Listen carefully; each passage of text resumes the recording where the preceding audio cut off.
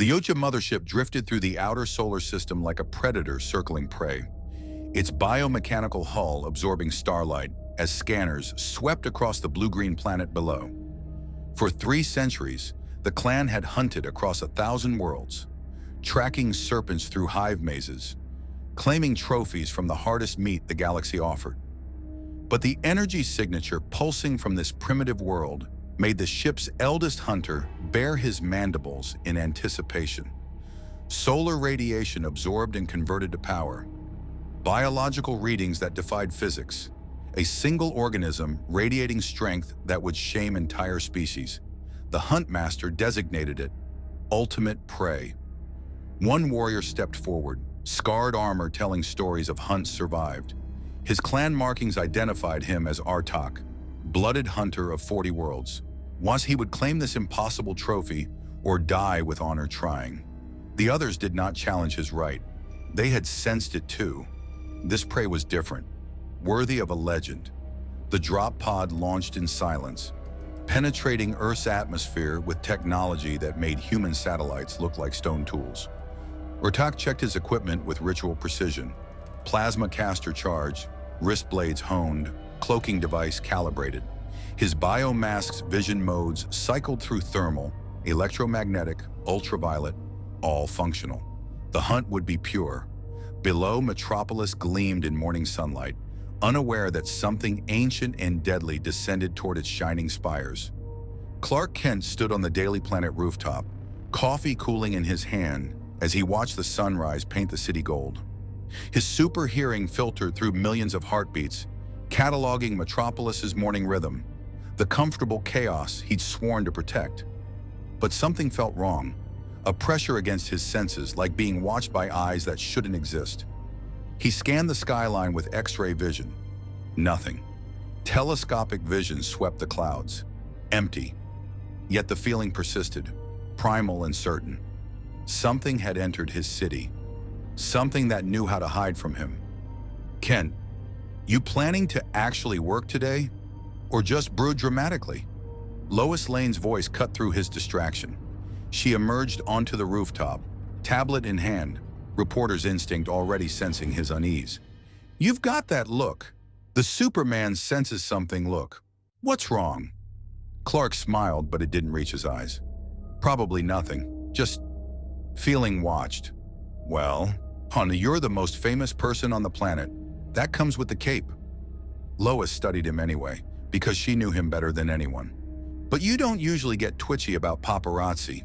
What kind of watched? The kind that feels like prey, Clark admitted quietly. Before Lois could respond, Clark's super hearing caught it, screaming, 3 blocks south. His cape was already billowing as he launched skyward, leaving Lois to her familiar exasperation. He didn't see the shimmer of air above the Daily Planet rooftop, or the way thermal imaging tracked his flight path with calculating precision. Artak watched the target fly, and his mandibles clicked approval. Fast, strong, protective of the weak, rushing toward their cries without hesitation. The data was accurate. This prey would be glorious. But first, Shiran the hunter needed to understand his enemy's capabilities. The Yautja had learned millennia ago that rushing into unfamiliar hunts meant death. Observation, testing, understanding, then the kill. Superman arrived to find an armed robbery in progress. 4 men with military-grade weapons holding terrified hostages in a jewelry store. Routine, almost boring. He moved with practiced efficiency, disarming them with super speed before they could blink. The hostages barely had time to register his arrival before he'd secured the criminals and was already speaking with the police. From a rooftop across the street, invisible except for the faintest shimmer, Artak recorded everything. His biomask analyzed the target's speed, faster than anything he'd encountered. The casual way it moved through bullets that should have been lethal, and the restraint in every action, never hurting even the armed prey it subdued. The predator's thermal vision captured something else, the target's body temperature spiking slightly in sunlight, radiation being absorbed and converted. Solar-powered, fascinating, exploitable perhaps if the hunter could create conditions without that yellow star's energy. But Artak noticed something more important than power. The target's constant awareness of the soft skins around it, every movement calculated to protect rather than destroy. This was no mindless beast. This prey had honor, protecting those too weak to defend themselves. That made it worthy. That made it perfect. Superman finished giving his statement to the police, unaware of the analysis being conducted. But that feeling of being watched intensified. His jaw tightened. He scanned again. Thermal, X-ray, telescopic. Nothing registered. Whatever was observing him possessed technology beyond anything Lex Luthor had developed. His communicator buzzed. Batman's encrypted frequency. "Kent, we need to talk. Something arrived in Metropolis last night." "Define something," Superman replied, lifting into the air and heading toward the coordinates Batman transmitted. "The kind that hunts." Batman's voice carried an edge Clark rarely heard. Actual concern. "I'm sending you files. Study them on the way. And Clark, assume you're already being hunted." Superman's flight accelerated, but he couldn't shake the predatory sensation crawling up his spine. Somewhere in Metropolis, invisible and patient, something ancient had marked him as prey. The hunt had begun. If you want to see more characters enter different universes, hit that subscribe button and drop the name of a character and the universe you'd want to see them in down in the comments below. Hope shines brightest in the darkest night. The Batcave's main screen displayed grainy footage when Superman arrived. Thermal signatures of invisible killers, crime scenes marked by precise brutality, and skulls stripped clean as trophies. Bruce Wayne stood before the evidence wall, cowl pulled back, his expression carved from stone. Central America, 1987. A special forces team disappeared. Sole survivor reported an invisible enemy that hunted them one by one. Batman pulled up autopsy photos that made even Superman's stomach tighten. Afghanistan, 2003, similar pattern. Tokyo, 2011, always the same. Advanced warriors killed with surgical precision, spines removed as trophies. You're saying we're dealing with some kind of alien hunter? Superman studied the files, his analytical mind cataloging details. Why now? Why Metropolis? Because you're here. Batman turned and his eyes held a certainty that came from years of paranoid preparation. Every incident follows a pattern. The victims were armed, dangerous, worthy opponents, soldiers, criminals with military training, Yakuza enforcers. The entity only hunts prey that can fight back. He pulled up satellite data from the previous night. An unidentified object entered Earth's atmosphere at 0342 hours. It used stealth technology that made it invisible to our detection systems. I only found it because I was looking for anomalies in gravitational readings. Superman absorbed this, his concern deepening. You think it's here for me specifically. You're the most powerful being on this planet, Clark. If this thing hunts for sport and honor, you're the ultimate trophy. Batman's fingers flew across the keyboard, pulling up more data. I've been tracking unusual activity in Metropolis since the arrival. 3 attempted muggings stopped by an unknown force. The criminals killed with precision strikes before police arrived. Someone's testing the local threats, learning the environment. Those criminals died? Superman's voice hardened. I didn't hear about any, because they were disposed of cleanly. Bodies incinerated. No evidence except trace energy signatures I recognized from the 1987 incident. Batman met his eyes. Whatever this is, it's been perfecting its hunting technique across decades, maybe centuries. Echo, and now it wants you. The Batcave's computer chimed, an alert from Metropolis PD. Superman's super hearing had already caught it. Gunfire, screaming, suicide slum. He moved toward the exit, but Batman's hand caught his cape. It's studying you, Clark. Every time you respond to a crisis, you're giving it data. How fast you move, how you prioritize threats, your patterns. Batman's jaw tightened. You need to change your approach, be unpredictable, and assume everything you do is being watched. Superman nodded once, then launched through the cave opening, but Batman's words echoed as he streaked across the sky toward Metropolis. Being watched, being studied, being hunted.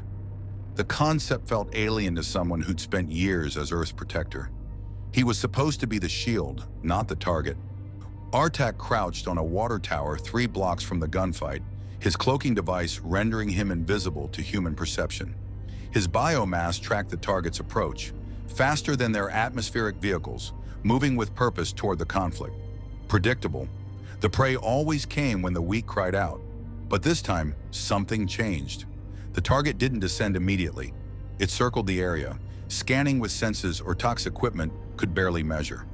Electromagnetic pulses swept past his position. Vision modes that shouldn't be biological pierced through buildings. The prey was searching for him. It knew. Urtak remained perfectly still, his Yautja discipline honed through centuries of clan training. His cloaking device bent light around his form, and his armor's heat sinks regulated his thermal signature to match the ambient temperature. Even his breathing slowed to minimize detection. The target hovered for 30 seconds, an eternity in combat time, before finally descending to address the immediate threat. But its movements had changed. Less routine, more cautious. It disabled the armed humans with the same efficiency, but its head constantly turned, searching, analyzing. The prey had become aware it was being hunted. Good. The challenge elevated. Superman secured the criminals with lampposts bent into restraints, but his mind worked through Batman's warning. Change patterns. Be unpredictable. He deliberately took a different route back to the Daily Planet, varying his altitude and speed. His hearing strained for anything unusual, technology that shouldn't exist, and energy signatures that didn't belong.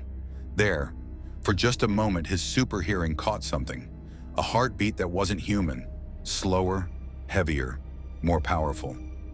He spun toward the source, heat vision charging, but found only empty rooftop. "I know you're out there," Superman said quietly, knowing that whatever was hunting him probably had technology to hear him. "If you want to talk, I'm listening. If you want to fight, I'd prefer we do it away from civilians." Silence answered, but the predatory sensation intensified, and Superman realized with uncomfortable certainty that his offer had been heard and analyzed and added to whatever profile this hunter was building. At LexCorp Tower, Lex Luthor stood before his own screens, reviewing data his satellites had captured. The gravitational anomaly Batman had detected hadn't escaped his notice either.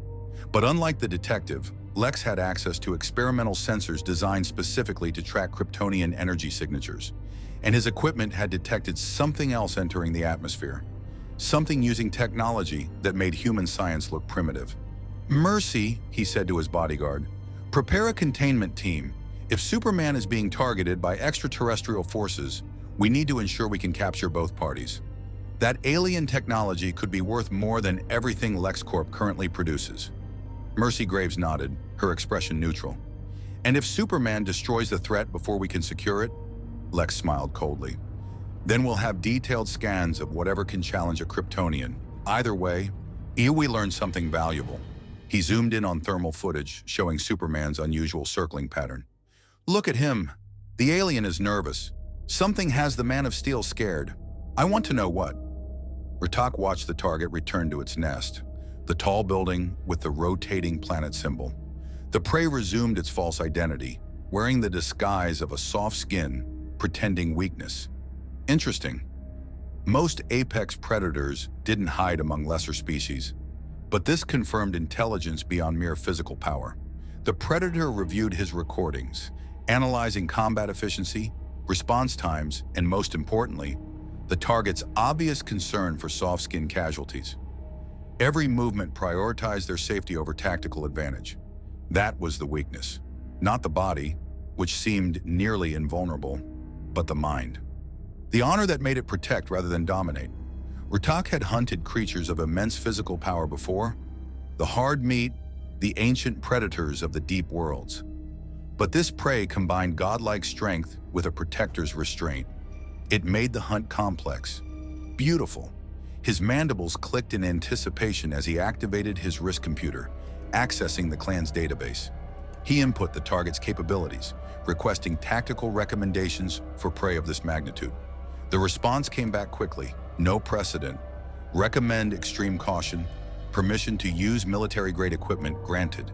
Urtak accepted the authorization. This hunt would require everything he'd learned across 40 worlds. He would need to make the prey choose between honor and survival.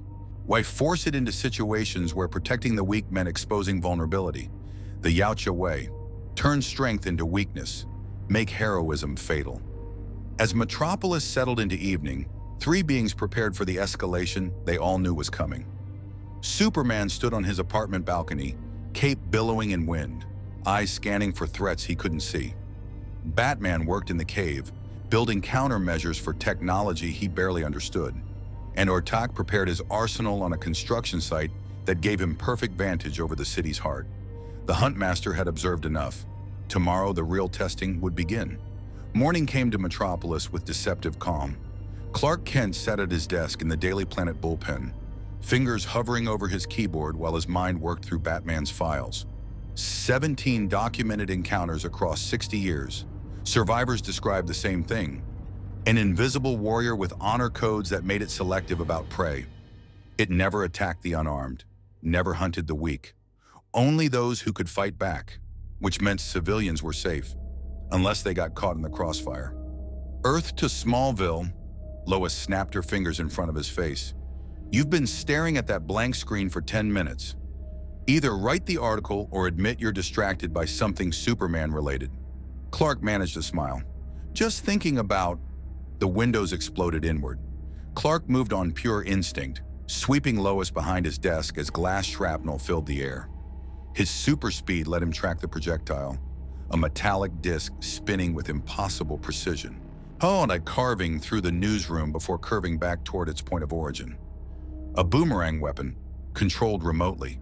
He caught it mid-flight, feeling the alien metal bite into his palm. Not kryptonite, but hot enough to be uncomfortable. Advanced technology designed to cut through reinforced steel, through people. Everybody down! Perry White's voice boomed across the newsroom as reporters and staff dove for cover. Clark scanned the surrounding buildings with X-ray vision, searching for the attacker. There, a shimmer of distortion on the roof across the street. His heat vision flared, but the shimmer moved with inhuman speed, disappearing behind infrastructure before his beams could connect. The weapon in his hand suddenly electrified, sending a shock through his nervous system. Not enough to truly hurt him, but enough to make him release it. The disc shot back through the broken window, returning to its master. Clark, get down! Lois grabbed his arm, but he was already moving toward the stairwell, ditching his glasses and tearing open his shirt to reveal the SC shield beneath. He burst through the rooftop door seconds later, cape snapping in the wind. The roof appeared empty, but Superman's enhanced vision caught the telltale shimmer. Light bending around a shape approximately 7 feet tall, heavily built, moving with predatory patience along the roof's edge. The hunter wasn't running. It was watching him, evaluating. You wanted my attention, Superman called out. You have it, but this ends now, before anyone else gets hurt. For 3 seconds, nothing happened. Then the air shimmered and the figure appeared. While Superman had faced countless aliens, Kryptonians, Daxamites, beings from across the universe. But this creature was different. It stood over 7 feet tall, its body covered in biomechanical armor that looked grown rather than built. Reptilian skin showed through gaps in the plating, a modeled pattern of hunter's camouflage. But the face made Superman pause. 4 mandibles framed a mouthful of predatory teeth, eyes hidden behind a biomass that glowed with internal electronics. Dreadlock-like appendages hung from its head, adorned with small trophies, bones, claws, things Superman didn't want to identify. The creature's chest bore clan markings scarred into its flesh, and its wrist gauntlets bristled with retractable weapons. A warrior, a hunter, and from the scars covering its body, a survivor of battles that would have killed lesser beings. The creature raised one massive arm and activated a holographic display on its wrist computer. Images cycled past, Superman stopping meteors, fighting Doomsday, holding up collapsing buildings, combat footage, performance analysis. The hunter had been studying him for longer than just yesterday. Then the hologram showed something that made Superman's blood run cold. His apartment building. Lois's face captured in thermal imaging. His parents' farm in Smallville. The creature knew his secret identity, knew exactly who and what he cared about. If you're trying to threaten them, Superman's voice dropped to something dangerous. You've made a serious mistake.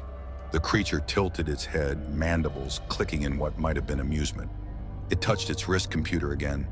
When new images appeared, the armed criminals from yesterday, the robbery victims, civilians going about their lives. Then the creature made an X gesture with its clawed hands over the civilian images.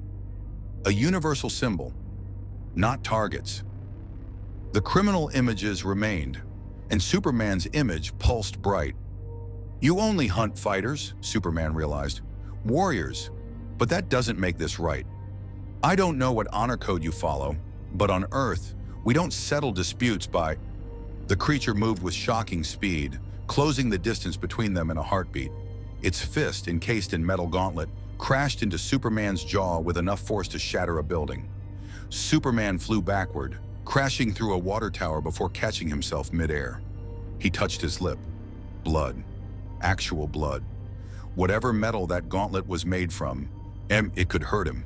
The hunter didn't press the advantage. It stood in place, arms spread slightly, a fighter's stance, waiting, offering Superman the first real move. You want a fair fight, Superman said, understanding dawning. That's what this is about. You crossed the galaxy to test yourself against the strongest opponent you could find. The creature's mandibles spread wider. Confirmation, challenge, invitation. Superman considered his options. He could fly away, force the hunter to chase him into space where no civilians could be endangered. But Batman's warning echoed. It's been studying you, your patterns, how you prioritize threats. If he ran, it would follow, and it would use civilians as bait to draw him back. Better to end this now, on his terms. All right, Superman dropped into a combat stance.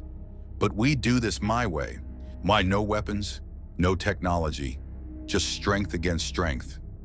And when I win, you leave Earth and never come back. The hunter considered for a long moment, then reached up and deactivated its plasma caster. The shoulder-mounted weapon powered down. Next came the wrist blades, retracted but still accessible. Finally, almost reluctantly, it removed its biomask. Superman wasn't prepared for what lay beneath.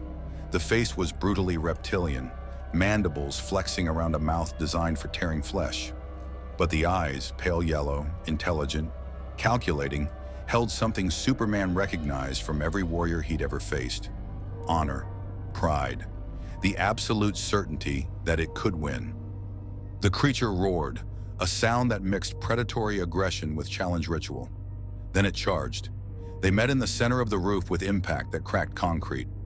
The hunter's strength was immense, not Kryptonian level, but far beyond human, augmented by technology and natural evolution. Its claws raked across Superman's chest, finding no purchase on invulnerable skin. Superman's punch caught it in the ribs, and he heard armor crack. But the hunter didn't fall. It grabbed Superman's cape, using the momentum to throw him across the roof. Superman crashed through an air conditioning unit, metal wrapping around him. Before he could extract himself, the hunter was there, driving an elbow down toward his face. Superman caught the blow inches from his nose, muscles straining against the enhanced strength. They locked eyes, alien and Kryptonian, hunter and hero.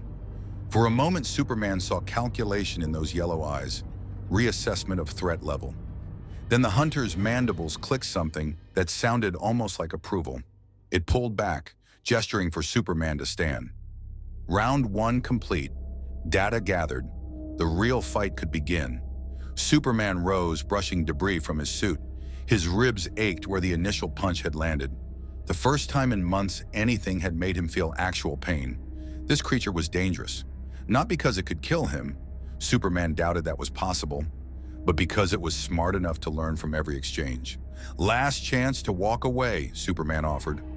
The hunter's response was to activate a wrist device. A net of metallic cord shot out, expanding in midair. Superman's heat vision sliced through it before it could entangle him, but the distraction was enough. The hunter closed distance again, and this time its fighting style changed. Flowing, adaptive, incorporating what it had learned about Superman's defensive patterns. A knee strike forced Superman to block low. A spinning heel caught his temple. The hunter moved like water, each attack flowing into the next, probing for weakness in Kryptonian physiology. Superman matched the pace, his own Kryptonian martial arts training engaging. He'd studied combat forms from dozens of worlds, including brutal Kryptonian military techniques. But he held back, conscious of his strength, unwilling to kill even an opponent who'd crossed the galaxy to hunt him. That restraint was noted. The hunters' attacks grew more aggressive. Sensing the hesitation, they traded blows across the rooftop, neither gaining clear advantage. Superman's invulnerability meant most strikes didn't damage him. But the hunter's armor absorbed impacts that should have shattered bone. It was engineered for this, for hunting prey far more dangerous than humans. A plasma blast from the hunter's reactivated shoulder cannon caught Superman off guard, searing across his shoulder. The creature had lied about putting away its weapons, or considered the hunt more important than the agreement. Superman's heat vision answered, forcing the hunter to dodge. They circled each other now, both breathing hard, both reassessing. In the daily planet below, Lois watched through the broken windows as two titans clashed above Metropolis. She grabbed her camera, already composing the headline, "Superman battles alien hunter over Metropolis." But a darker thought nagged at her. If this thing could make Superman bleed, Nolan, what happened when it stopped testing and started truly hunting? On his private monitor, Lex Luthor smiled. His containment team was already en route, equipped with technology specifically designed to exploit Kryptonian vulnerabilities. Let the aliens soften up Superman. Let them tire each other. Then LexCorp would claim both prizes. And in the shadows between buildings, watching through thermal imaging, Amanda Waller spoke into her encrypted communicator. Confirmed. Extraterrestrial hostile engaging Superman. Flag, get your team ready. If Superman falls, we move in. If the alien wins, it becomes an asset or a corpse. Either way, we're not letting this thing leave Earth. The hunt had expanded beyond two warriors. Now everyone wanted a piece of what came next. The battle moved across Metropolis rooftops like a storm, sudden, violent, too impossible to predict. Superman pulled his punches, conscious of the city below, but the hunter showed no such restraint. Each exchange taught it more about Kryptonian combat patterns, and Urtak's centuries of experience adapted with frightening speed. A plasma blast forced Superman to shield a water tower from exploding over the street below. In that moment of divided attention, the hunter's smart disc carved a line across his back, shallow but drawing blood. The creature collected the crimson drops on its wrist computer, analyzing biological data, weaknesses, potential toxins that might exploit Kryptonian physiology. Enough! Superman's voice carried command that had stopped armies. He grabbed the hunter mid-lunge, lifting them both into the air. We're taking this somewhere without innocent people. Urtak's mandibles clicked rapidly, surprise then calculation. The prey was stronger than initial assessment suggested, capable of flight beyond mere jumping. The hunter activated its cloaking mid-air, disappearing from visual spectrum. But Superman's grip didn't falter. I can hear your heartbeat, smell your blood chemistry, see the heat your body generates. Superman climbed higher, breaking through clouds. Invisibility won't save you at 50,000 feet. The hunter deactivated the cloak, accepting the tactical reality. This prey's senses operated on levels Yautja technology couldn't fully counter. But that was information too. The Huntmaster had been right. This target required complete arsenal deployment. Urtak touched his wrist computer, and were transmitting combat data back to the orbiting ship. If he fell, the clan would learn from his death. That was the Yautja way. They broke through the troposphere, air thinning, temperature dropping. Superman released the hunter, letting momentum carry them both into the upper atmosphere, where Metropolis became a distant grid of lights below. Here, Superman spread his arms, cape billowing in thin air. No civilians, no collateral damage, just you and me. Is this what you wanted, a real challenge? Urtak floated for a moment, his armor's life support engaging, recycling oxygen, regulating pressure. He studied the target hovering effortlessly in conditions that would kill most species. Solar absorption at this altitude was even more efficient. The prey was recharging while speaking. The hunter respected that. Tactical awareness. Yes, using the environment. This was no mindless brute. Urtak activated his wrist computer, calling down a supply drop. A small pod detached from the orbiting ship, descending rapidly. Superman's X-ray vision tracked it, ready to intercept, but the hunter held up a hand, a gesture of pause. Not an attack, an escalation.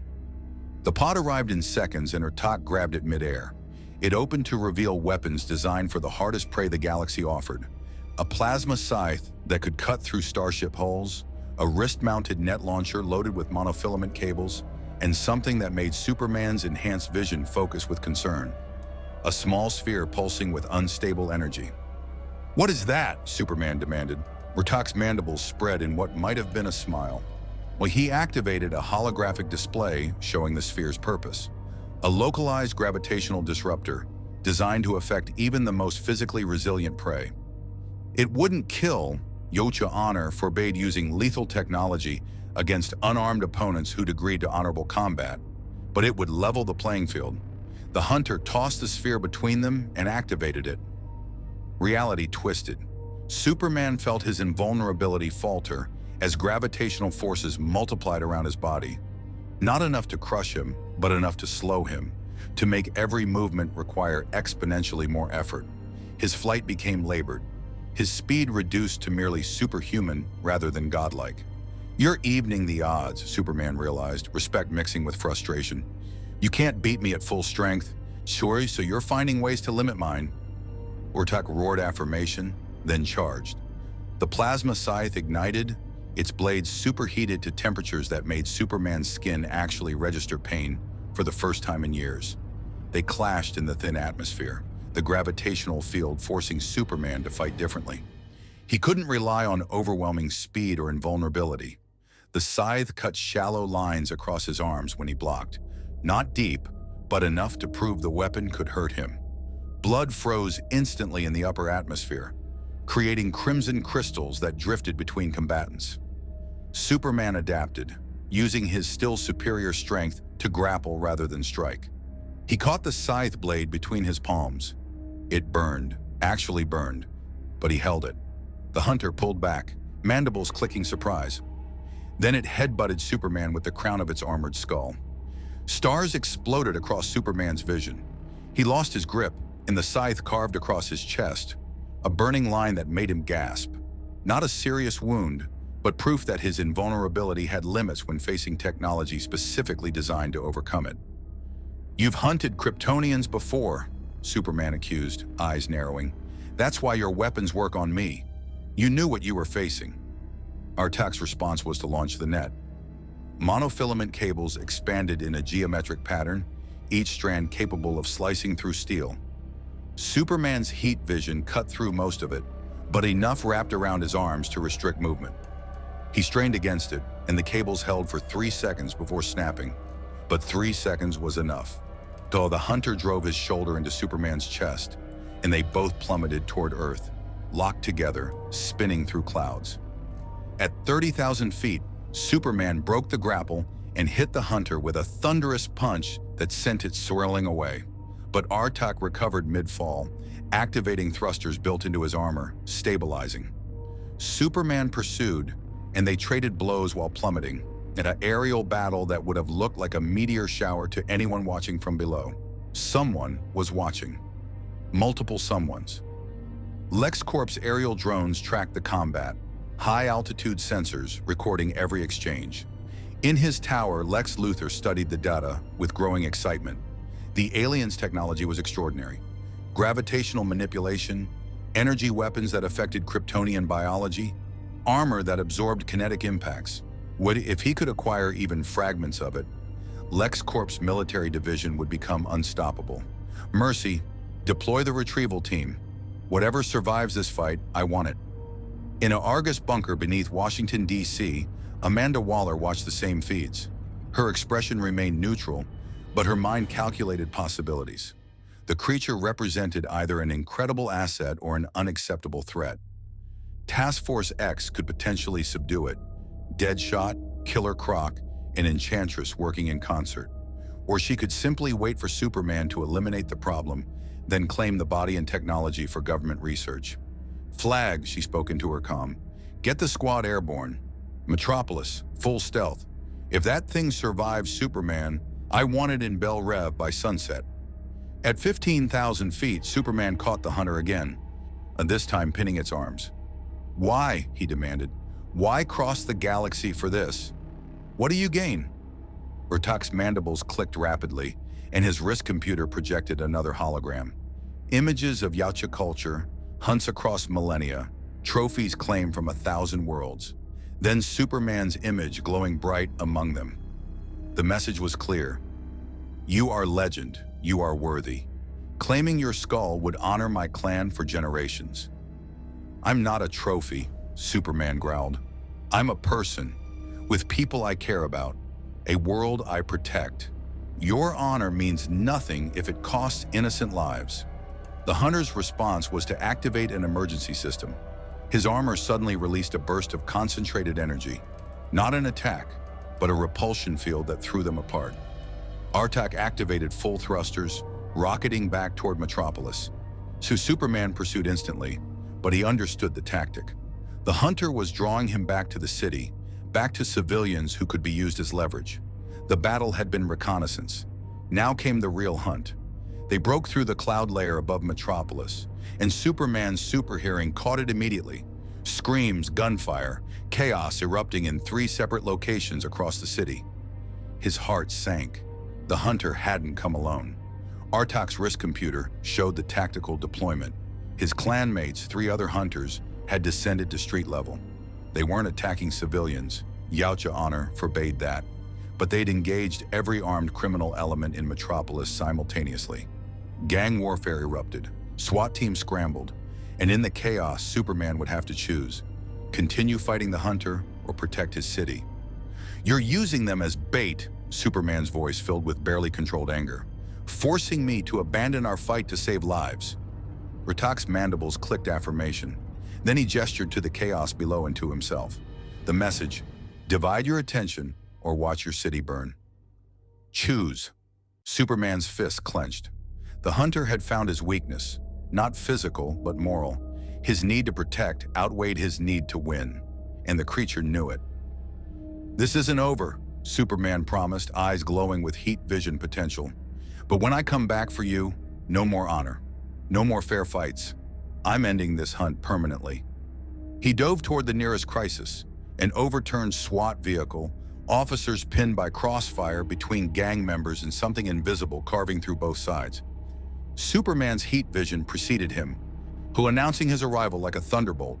Behind him, Urtak watched the prey descend to save the weak, exactly as predicted.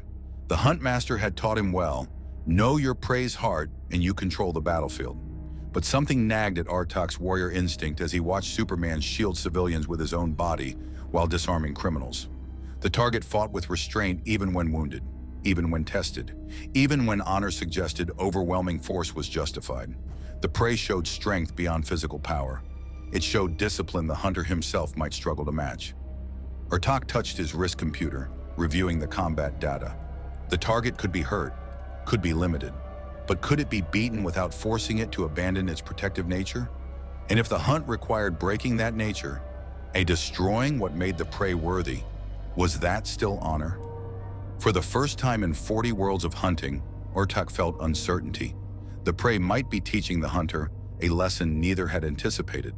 Below, Superman worked with desperate efficiency, protecting lives while knowing the true threat still watched from above. The hunt had entered its most dangerous phase, and everyone in Metropolis had become a potential casualty. Superman moved through Metropolis like controlled lightning, his enhanced senses cataloging threats faster than human perception could follow. The first invisible hunter had triggered a gang war in Suicide Slum, weapons fire echoing between tenements as criminals turned on each other, convinced rival factions had attacked first.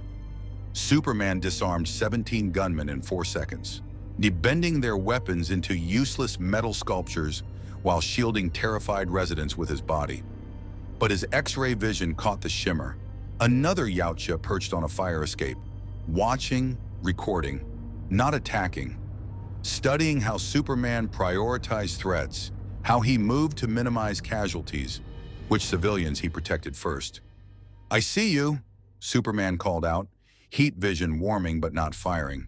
"Tell your friend this stops now, or I stop playing nice." The shimmer vanished. active camouflage relocating. Superman's jaw tightened. They were treating Metropolis like a laboratory, and every citizen was a test subject. His communicator crackled. "Kent," Batman's voice carried unusual urgency. "3 separate incidents across Metropolis, all happening simultaneously. This is coordinated. They're studying your response patterns under stress." "I know." Superman caught a falling child whose mother had been knocked down in the panic, setting them both safely behind a concrete barrier. "But I can't just ignore people in danger to chase." "That's exactly what they want you to think," Batman interrupted. "You're reactive, predictable. They create crisis, you respond. They learn. Clark, you need to think like a detective, not a hero. Where's the lead hunter?" Superman scanned skyward, searching for Artak's energy signature. Gone. The primary hunter had disappeared entirely, leaving his subordinates to occupy Superman's attention. "Can't locate him. He's either using technology I can't penetrate, or he's setting up something bigger while you're distracted," Batman finished. "I'm sending you coordinates." LexCorp's sensors detected unusual energy signatures converging on that location 15 minutes ago. "If I were hunting you, that's where I'd prepare the trap." Superman hesitated, watching police arrive to handle the gang violence he'd already contained. Every instinct screamed at him to stay and ensure civilian safety. But Batman was right. Reactive thinking meant the hunters controlled the engagement. "Coordinates received," Superman said quietly. "If this goes badly, it won't, because you're going to stop fighting like Superman and start thinking like someone who's being hunted. Use your advantages. They've studied you, but you've learned about them too. Exploit that." The connection terminated. Superman took one last look at the chaos below. Police establishing perimeter, ambulances arriving, civilians being evacuated. They'd be safe. Relatively. He launched skyward, but this time he varied his pattern. Instead of direct flight, he used buildings as cover, moved at angles that would confuse tracking, and periodically released bursts of heat vision in random directions to blind thermal sensors. Batman's training applied to aerial combat. The coordinates led to Metropolis Harbor, specifically to a condemned shipping facility scheduled for demolition. Superman's X-ray vision swept the area and found nothing. No life signs, no energy signatures. Completely empty, which meant it was perfect. He descended slowly, every sense alert. The facility consisted of massive warehouses filled with rusted containers, cranes frozen in permanent stillness, and shadows deep enough to hide armies. His footsteps echoed on concrete as he moved between containers. "I know you're here." "Artak," Superman called out, using the name Batman had extrapolated from Yocha linguistic patterns found in historical encounters. "Your pack is keeping me busy while you prepare..." "What? An ambush? Another test?" Silence answered, but Superman's superhearing caught it. Breathing, multiple sources. 3, no, 4 distinct heartbeats, all slower and heavier than human, all surrounding his position. The containers around him suddenly exploded outward. 4 Yautja hunters emerged from concealment, each armed with different weapons. Plasma casters, spears crackling with energy, nets of monofilament wire. They'd been waiting in lead-lined containers, blocking his X-ray vision. Clever, but not clever enough. Superman moved before they could fire, grabbing the nearest hunter and using it as a shield against the plasma blast from its companions. The creature roared indignation, using opponents as shields violated honor codes. But Superman wasn't concerned with Yautja protocol anymore. They'd brought the fight to his city. They'd endangered his people. He threw the hunter into its companion, both crashing through a container wall. The third hunter's spear thrust toward his chest, and Superman caught it mid-strike, heating the metal with his grip until the weapon's energy cell overloaded. The explosion knocked the hunter backward. The fourth hunter, larger than the others, covered in more elaborate armor, extended wrist blades and charged. Superman met the charge head-on, catching both blades between his palms. They pressed against each other, alien strength against Kryptonian power, and Superman felt the blades actually cutting into his skin. These were different from Artak's equipment, sharper, designed to penetrate deeper. "Where is he?" Superman demanded, eyes beginning to glow red. "Where's your hunt master?" The large hunter's mandibles clicked rapidly. Laughter, maybe, or contempt. It headbutted Superman, then activated a device on its belt. A hologram appeared between them, showing Artak's position. He was at the Daily Planet. Superman's blood ran cold. Lois, Perry, Jimmy, everyone he worked with, completely vulnerable. The realization hit him like kryptonite. The Huntmaster hadn't sent his pack to test Superman's combat abilities. He'd sent them to learn what Superman truly valued. And now Artak knew exactly where to strike. Superman released the Hunter and launched skyward without another word, breaking the sound barrier before he cleared the warehouse roof. The Hunters below didn't pursue. Their role was complete. At LexCorp Tower, Mercy Graves monitored the situation with growing concern. "Sir, the alien leader has entered the Daily Planet building. Should we deploy the containment team?" Lex Luthor leaned back in his chair, fingers steepled. "Not yet. Let's see how Superman handles personal stakes. If the alien harms anyone close to Kent, and that reporter woman seems particularly close, we'll learn whether Superman's famous restraint has limits. If he loses control and kills the creature, that's valuable data. If he doesn't, we'll know the alien is superior and worth capturing." "And if civilians die while we wait?" Mercy asked neutrally. "Then they die for science," Lex replied without inflection. "Progress requires sacrifice." Superman covered 6 miles in 8 seconds, but it felt like an eternity. His mind raced through scenarios, Artak threatening Lois, Perry, using them as bait, forcing impossible choices. The Hunter had proven intelligent, tactical, and utterly committed to his culture's honor code. But would that code protect non-combatants when it came to claiming his ultimate prize? He crashed through the Daily Planet's already damaged windows, cape billowing as he scanned the newsroom. Reporters had scattered after the earlier attack, but a skeleton crew remained, including Lois, who'd refused to abandon her story. She stood near the broken window, camera in hand, photographing something on the roof. She turned as Superman arrived, her expression a mixture of relief and professional determination. "About time, Smallville. Your friend's been waiting for you." She gestured upward. "He's not hiding anymore." Superman's heat vision scanned upward and found him, Artak, standing on the roof's edge in full visibility, all cloaking deactivated. The Hunter's armor reflected Metropolis's lights, making him look like a statue carved from alien metal and predatory intent. But something was different. The Hunter's weapons were deactivated. His stance wasn't aggressive. He held something in his clawed hand, a small device glowing with pale blue light. Superman flew to the roof cautiously, positioning himself between Artak and the building's interior. "If you came here to threaten them..." Artak held up the glowing device and activated a holographic display. Images appeared in the air between them, not weapons data or tactical information, but something unexpected. Cultural records, Yacha history showing hunts across millennia, but also honor codes, clan structures, and most importantly, the relationship between predator and worthy prey. The hologram showed ancient hunts where prey had earned respect through combat, where hunts had ended not in death, but in mutual acknowledgement. Warriors marking each other as equals. Respect exchanged between species that would never meet again. Artak gestured to Superman, then to himself. The hologram shifted, showing their battle from multiple angles. Every exchange, every adaptation, every moment Superman had pulled his punches to avoid killing. The display highlighted something Superman hadn't fully realized. Artak had been pulling punches too. "You could have used lethal force," Superman realized. "Those weapons, the ones your pack used, they were designed to wound, not kill. You wanted to see if I could be hurt, but you weren't trying to actually kill me." Artak's mandibles spread in confirmation. Then the hologram showed something else. Yacha clan records marking prey too dangerous to hunt. Species designated as equals rather than targets. The list was short, perhaps 6 species across the galaxy, and Artak was proposing to add Kryptonians. "You want to end the hunt," Superman said slowly. "Not because you can't win, but because I proved something. That I could beat you if I wanted to, but chose restraint. That I fight to protect rather than dominate."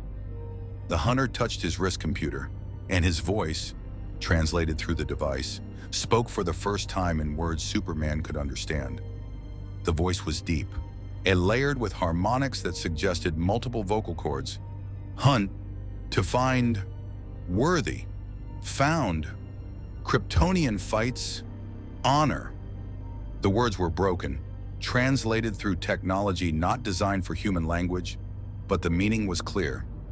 Urtak extended one clawed hand palm up, a gesture of respect. Then he reached to his belt and removed something that made Superman tense. A vial of red liquid, Kryptonian blood, Superman's blood collected during their battle. The hunter held it up, then deliberately poured it onto the roof, watching it spread across concrete, destroying the sample, refusing to claim the trophy he'd crossed the galaxy to obtain.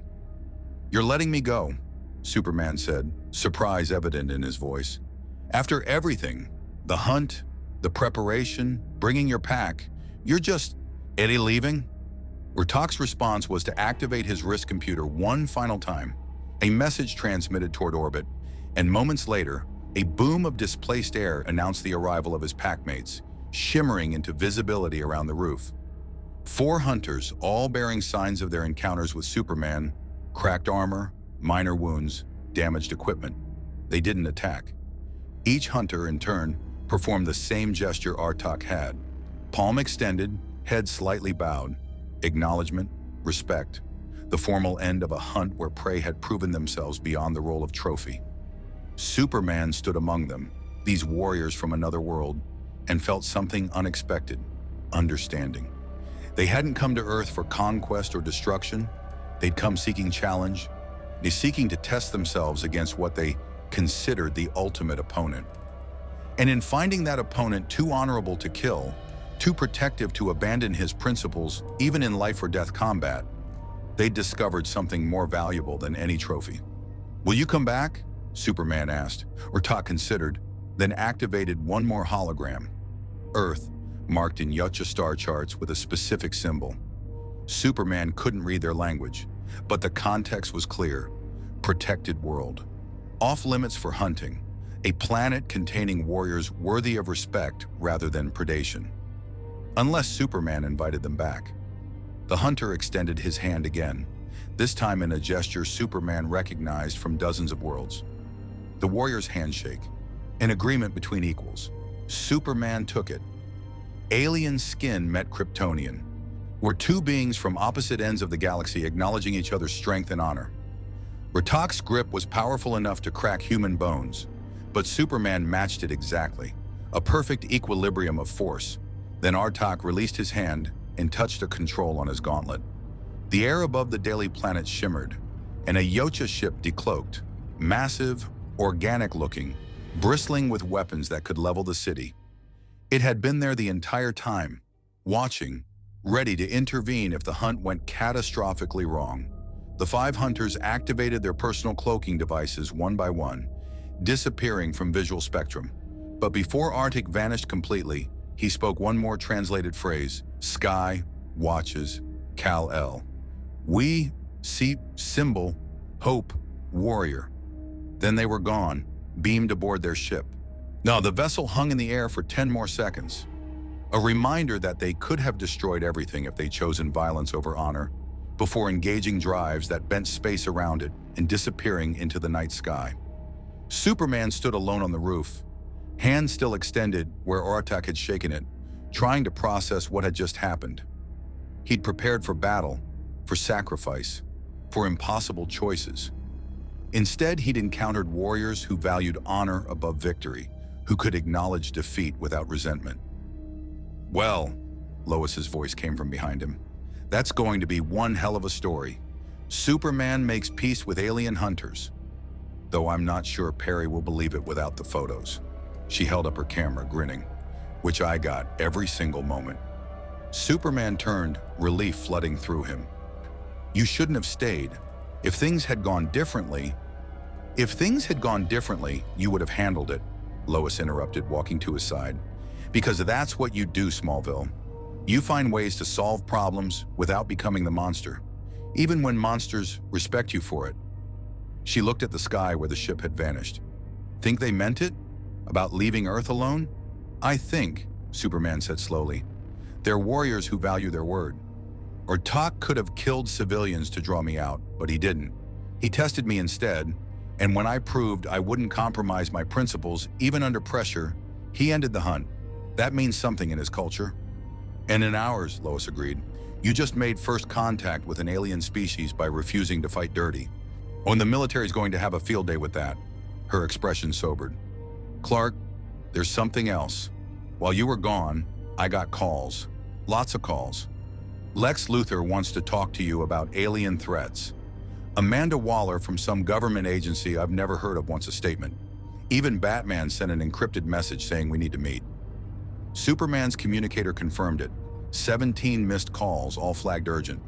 The hunt might have ended, but the aftermath was just beginning. Every faction that had watched the battle now wanted explanations, assurances, or opportunities to exploit what they'd learned. Let them wait, Superman said, wrapping an arm around Lois. Right now, I need to make sure everyone in the newsroom is actually okay.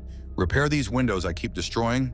And figure out how to explain this to Perry without him having a heart attack. Too late for that last one, Perry White's voice boomed from the stairwell. The editor emerged onto the roof, face red, cigar clenched between teeth. Kent, care to explain why there are claw marks on my building, alien blood on my roof, and footage of you shaking hands with something that looks like it eats nightmares for breakfast? Superman smiled despite everything. This, dealing with Perry's justified outrage, protecting his co-workers, maintaining his dual identity while saving the world, this was normal. This he could handle. It's complicated, Chief. It better be, Perry growled, because you're writing the exclusive, every detail, and it better win us a Pulitzer, or so help me. As Perry continued his tirade, Superman caught Lois's eye. Oh, she was grinning, already mentally writing her version of the story. Below them, Metropolis returned to its evening rhythm, sirens fading, traffic resuming, life continuing, because Earth's Guardian had once again found a way to protect without destroying. But in his private office, Lex Luthor reviewed footage with narrowed eyes.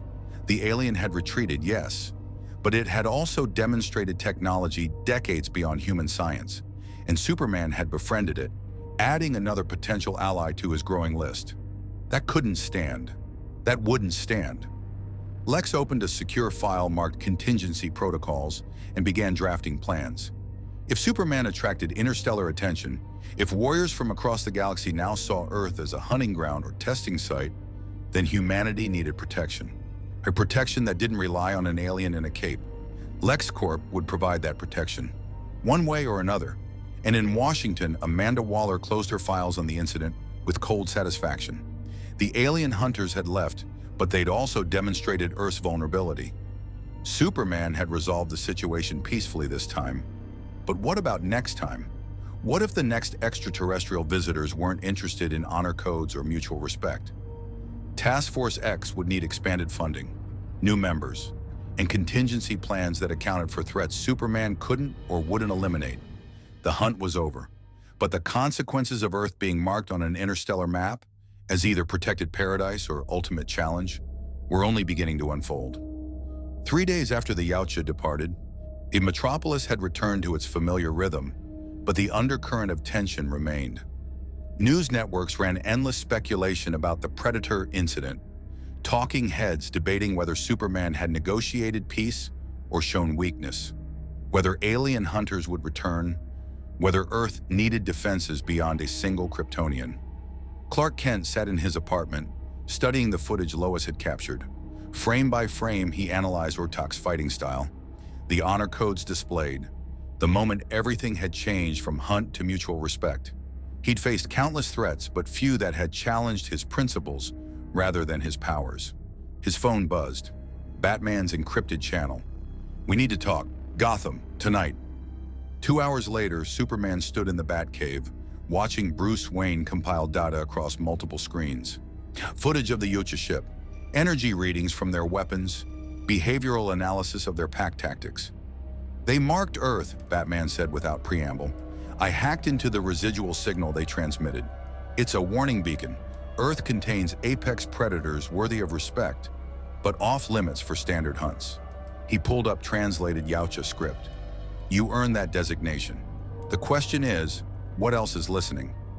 Superman felt cold despite his invulnerability. You think other species will come? I think you just advertised Earth across interstellar communication networks, Batman replied. Some will respect the warning. Others will see it as a challenge. You proved Kryptonians can't be easily beaten. That makes you, and by extension, Earth, a target for anyone seeking to prove themselves stronger. So what do you suggest? I can't undo what happened. Batman turned, cowl shadowing his expression. You prepare. We prepare. The Justice League needs contingencies for extraterrestrial threats that your power alone can't resolve. And Clark? He hesitated, which was rare for Batman. We need to talk about the footage Lex obtained. Superman's jaw tightened. What footage? Batman pulled up satellite images. LexCorp drones had recorded the entire battle, including moments where Superman had bled, struggled, been forced to adapt. His vulnerabilities exposed and documented. Luthor knows your invulnerability has limits, Batman said quietly. He knows gravitational manipulation affects you. He knows certain energy frequencies cause you pain. That Predator's technology demonstrated weaknesses Lex has been theorizing about for years. And now he has proof. Lex always knew I could be hurt. Kryptonite proves that. Kryptonite is rare, but gravity fields, energy weapons, those can be manufactured. Batman's fingers flew across the keyboard. I've detected unusual power consumption at 3 LexCorp facilities. He's building something, Clark. Something designed to exploit what he learned from watching you fight. Superman stared at the data, feeling the weight of unintended consequences. He'd ended the hunt peacefully, prevented casualties, even earned respect from a warrior culture. But in doing so, he'd provided his greatest enemy with a blueprint for defeating him. I'll handle Lex, Superman said finally. Will you? Batman challenged. Because handling Lex usually means stopping his current scheme while he starts planning 3 more. He's patient, methodical, and now he's motivated by something beyond hatred, scientific curiosity about your limits. Batman pulled up another file. There's more. Amanda Waller's Argus division has requested Justice League cooperation on extraterrestrial threat assessment.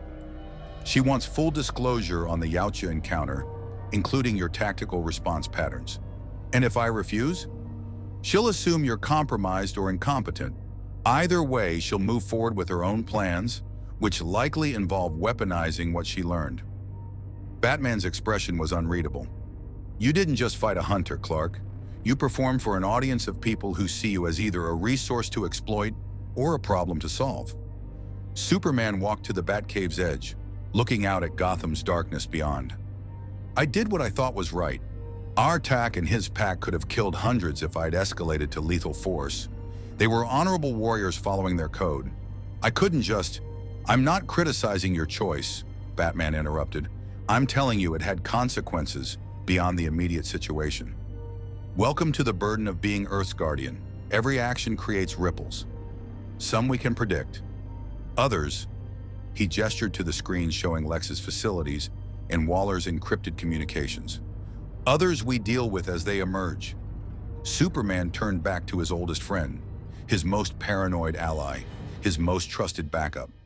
What would you have done if it was you instead of me? Batman considered for a long moment. I would have found a way to make them leave without revealing my capabilities. Probably would have used fear tactics, psychological warfare. Wynn made them think Earth wasn't worth the trouble. He paused. But I'm not you, Clark. You showed them hope exists even in violence. That strength doesn't require cruelty. That message matters, even if it costs us tactical advantage. High praise coming from you. Don't let it go to your head. Batman almost smiled. Almost. Now about those contingencies. They spent 2 hours planning responses to scenarios that range from Lex deploying gravity weapons to more Yautja arriving despite the protected world designation. Batman being Batman had already designed 17 countermeasures, each more paranoid than the last. As Superman prepared to leave, Batman called out, Clark, one more thing. The Predator spared your civilian identity. He knew who you were, had footage of your apartment, your parents, Lois, but he never threatened them directly. Superman nodded. His honor code, he only hunts warriors, not families. Maybe, Batman acknowledged, or maybe he recognized that destroying what makes you human would be like poisoning the hunt. Either way, he showed restraint. Remember that when Lex or Waller claim all extraterrestrials are threats requiring extermination, some of them have honor we barely understand. Superman flew back to Metropolis with those words echoing in his mind. Batman was right. The hunt had revealed complexities about interstellar relations, about honor across species, about the difference between warriors and conquerors. But it had also painted targets on everyone Superman cared about. He landed on his apartment balcony to find Lois waiting, 2 coffee cups in hand.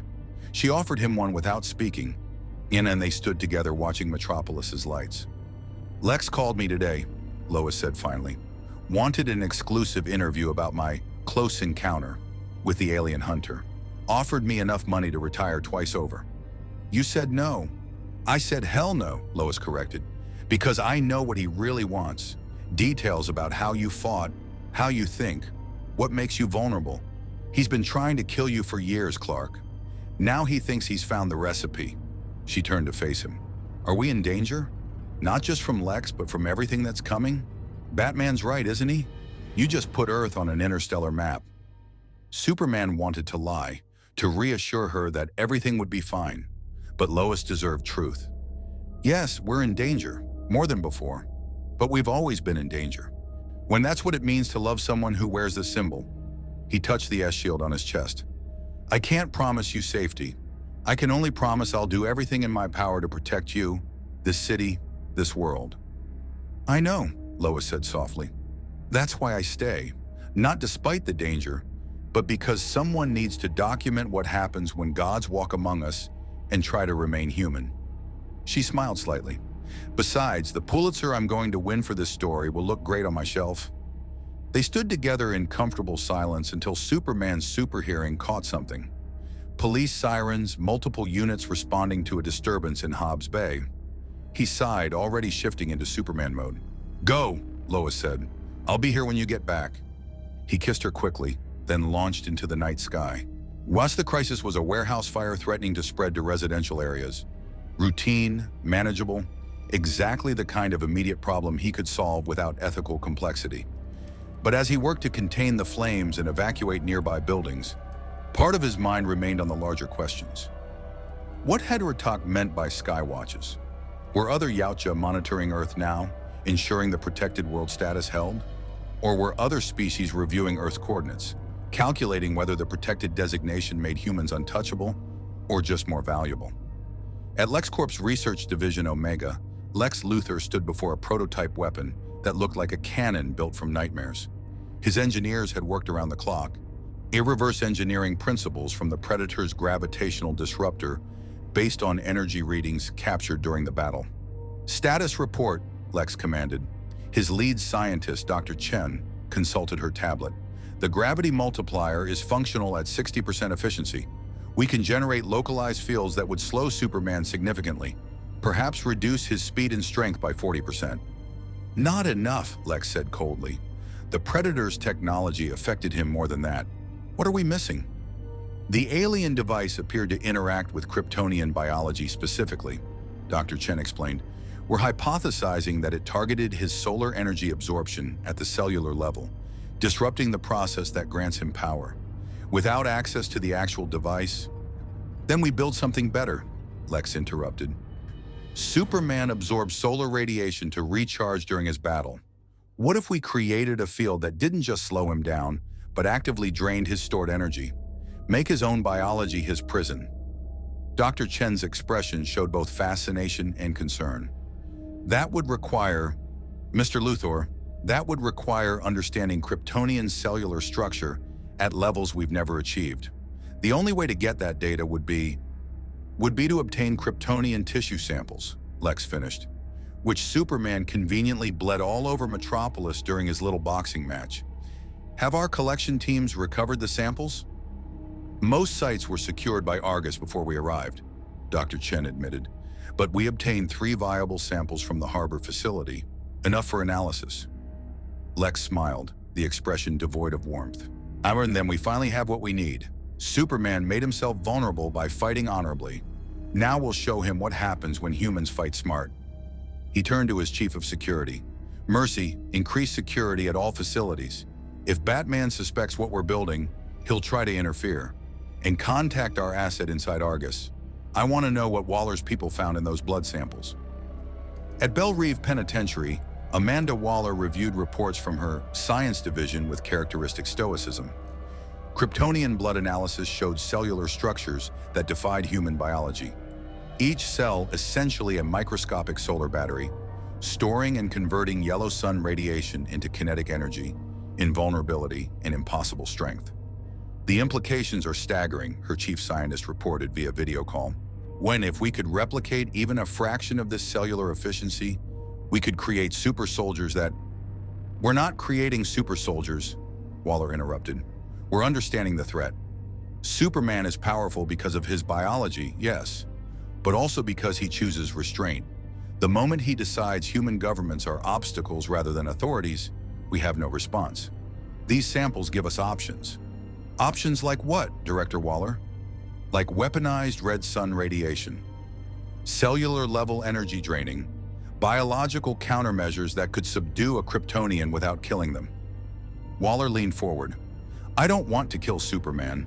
I want insurance that if he ever goes rogue, if he becomes like that predator species hunting humans for sport, we can stop him. Is that achievable? The scientist hesitated. Theoretically, yes, but it would take years of research and billions in funding. You have 6 months and whatever funding you require, Waller stated, because I watched an alien warrior fight Superman to a standstill using nothing but technology and tactics. If a species of hunters can threaten a Kryptonian, then human ingenuity can build defenses. Get it done. She terminated the call and opened another file. This one marked Task Force X Extraterrestrial Protocols. If more aliens came to Earth seeking challenges or conquest, Superman alone wouldn't be enough. She needed a team capable of fighting threats the Justice League couldn't or wouldn't eliminate. The Suicide Squad would expand, and they'd be ready for whatever answered or Tuck's broadcast across the stars. Superman finished containing the warehouse fire and flew high enough to see Metropolis spread below him like a jeweled circuit board. His city, his responsibility. And now, thanks to his encounter with Artak, potentially a focal point for interstellar attention. He'd done the right thing. He was certain of that. The Yaoja had earned respect through their honor codes and willingness to end the hunt peacefully. But Batman's warning haunted him. Every action creates ripples. I hope I didn't just make everything worse, Superman murmured to the night sky. Far above Earth's atmosphere, undetectable by human technology, something stirred. Not Yaoja, something else. Something that had been monitoring Sol 3 for centuries, waiting for signs of species maturity. The encounter between Kryptonian and Yaoja had triggered ancient protocols. On a message transmitted across dimensions, reaching listeners who existed between universes. The report was simple. Kryptonian survivor located, demonstrates advanced moral capacity. Recommendation, accelerate observation protocols. Earth had caught the attention of more than just hunters. The universe was taking notice, and not all of that attention was friendly. 2 weeks passed in uneasy peace. Superman maintained his patrols, stopping crimes and natural disasters with his usual efficiency, but his senses remained hyper-alert for threats beyond Earth's atmosphere. Every satellite that passed overhead received extra scrutiny. Every meteor got analyzed for artificial origins. Nothing came. No more Yaoja. No new alien visitors. Just the familiar challenges of protecting Metropolis from human threats, which somehow felt quaint after fighting an interstellar warrior. Then the technology started failing. It began small, LexCorp drones experiencing navigation errors over Metropolis, military satellites losing telemetry data, civilian GPS systems giving incorrect coordinates. Within 48 hours, every advanced electronic system within a 50-mile radius of Metropolis was experiencing cascading malfunctions. Superman first noticed when his Justice League communicator emitted nothing but static. He was responding to a multi-car pileup on the interstate when the problem escalated. Traffic lights throughout the city began cycling randomly. Vehicle computers shut down mid-drive, and every screen in Metropolis displayed the same image. Geometric patterns that hurt to look at, symbols that seemed to shift when observed directly. His X-ray vision scanned the city, searching for the source. Nothing. His super hearing filtered through millions of electronic signals, trying to isolate the interference. But there was no source. The disruption seemed to be everywhere and nowhere simultaneously, as if reality itself was experiencing technical difficulties. Then he felt it. A presence. Not physical, but pressing against his senses like invisible weight. Something was observing Metropolis with attention so focused, it created a perceptible distortion in the air. His communicator crackled to life briefly. "Perman, if you hear this!" Batman's voice, fragmentary and distorted. "Sadir, detection of dimensional breach, unknown origin." The signal died again, but Superman had heard enough. He launched skyward, breaking cloud cover, searching for the source. At 60,000 feet, he found it. Space folded. There was no other way to describe what he witnessed. Reality bent like paper being creased, and through the fold emerged something that made the Yautja hunters look primitive by comparison. A vessel, if it could be called that existed in multiple dimensions simultaneously. Its shape changed depending on viewing angle. Sphere, cube, impossible geometry that shouldn't exist in three-dimensional space. The craft hung motionless above Earth, and Superman felt its attention focus on him with laser precision. Not hostile, but intensely analytical. So studying him the way a scientist might examine a particularly interesting specimen. "I don't know who or what you are," Superman called out, knowing that anything capable of interdimensional travel likely had technology to hear him. "But you're disrupting every electronic system in Metropolis. People are getting hurt. If you want to communicate, we can find a better way." The vessel pulsed once, and suddenly Superman wasn't alone. A figure materialized beside him, not through flight or teleportation, but simply coming into existence as if it had always been there, and Superman only now noticed. Humanoid in basic structure, but clearly not human. Its skin shimmered with patterns of light that moved across its surface like living circuitry. No visible breathing apparatus, no protection against the vacuum of space. Oh no, it simply existed in conditions that should be lethal, unbothered by physics. When it spoke, the words bypassed Superman's ears entirely, manifesting directly in his mind. Kal-El of Krypton. Your encounter with the Yautja has been observed. Superman kept his expression neutral, though his mind raced. This entity knew his Kryptonian name, had watched his fight with Artak, and possessed technology so advanced it could broadcast thoughts directly into his consciousness. "Who are you?" Superman asked carefully. "We are the Monitors, observers of the multiverse. Your reality is but one of infinite variations, and we maintain the boundaries between them." The figure gestured toward Earth below. "Your world has remained beneath our active notice for millennia, but the Yautja broadcast elevated Earth's profile across dimensional barriers. We have come to assess whether Kryptonian presence on this world represents stability or threat." "I'm no threat to anyone," Superman said firmly. "I protect this world.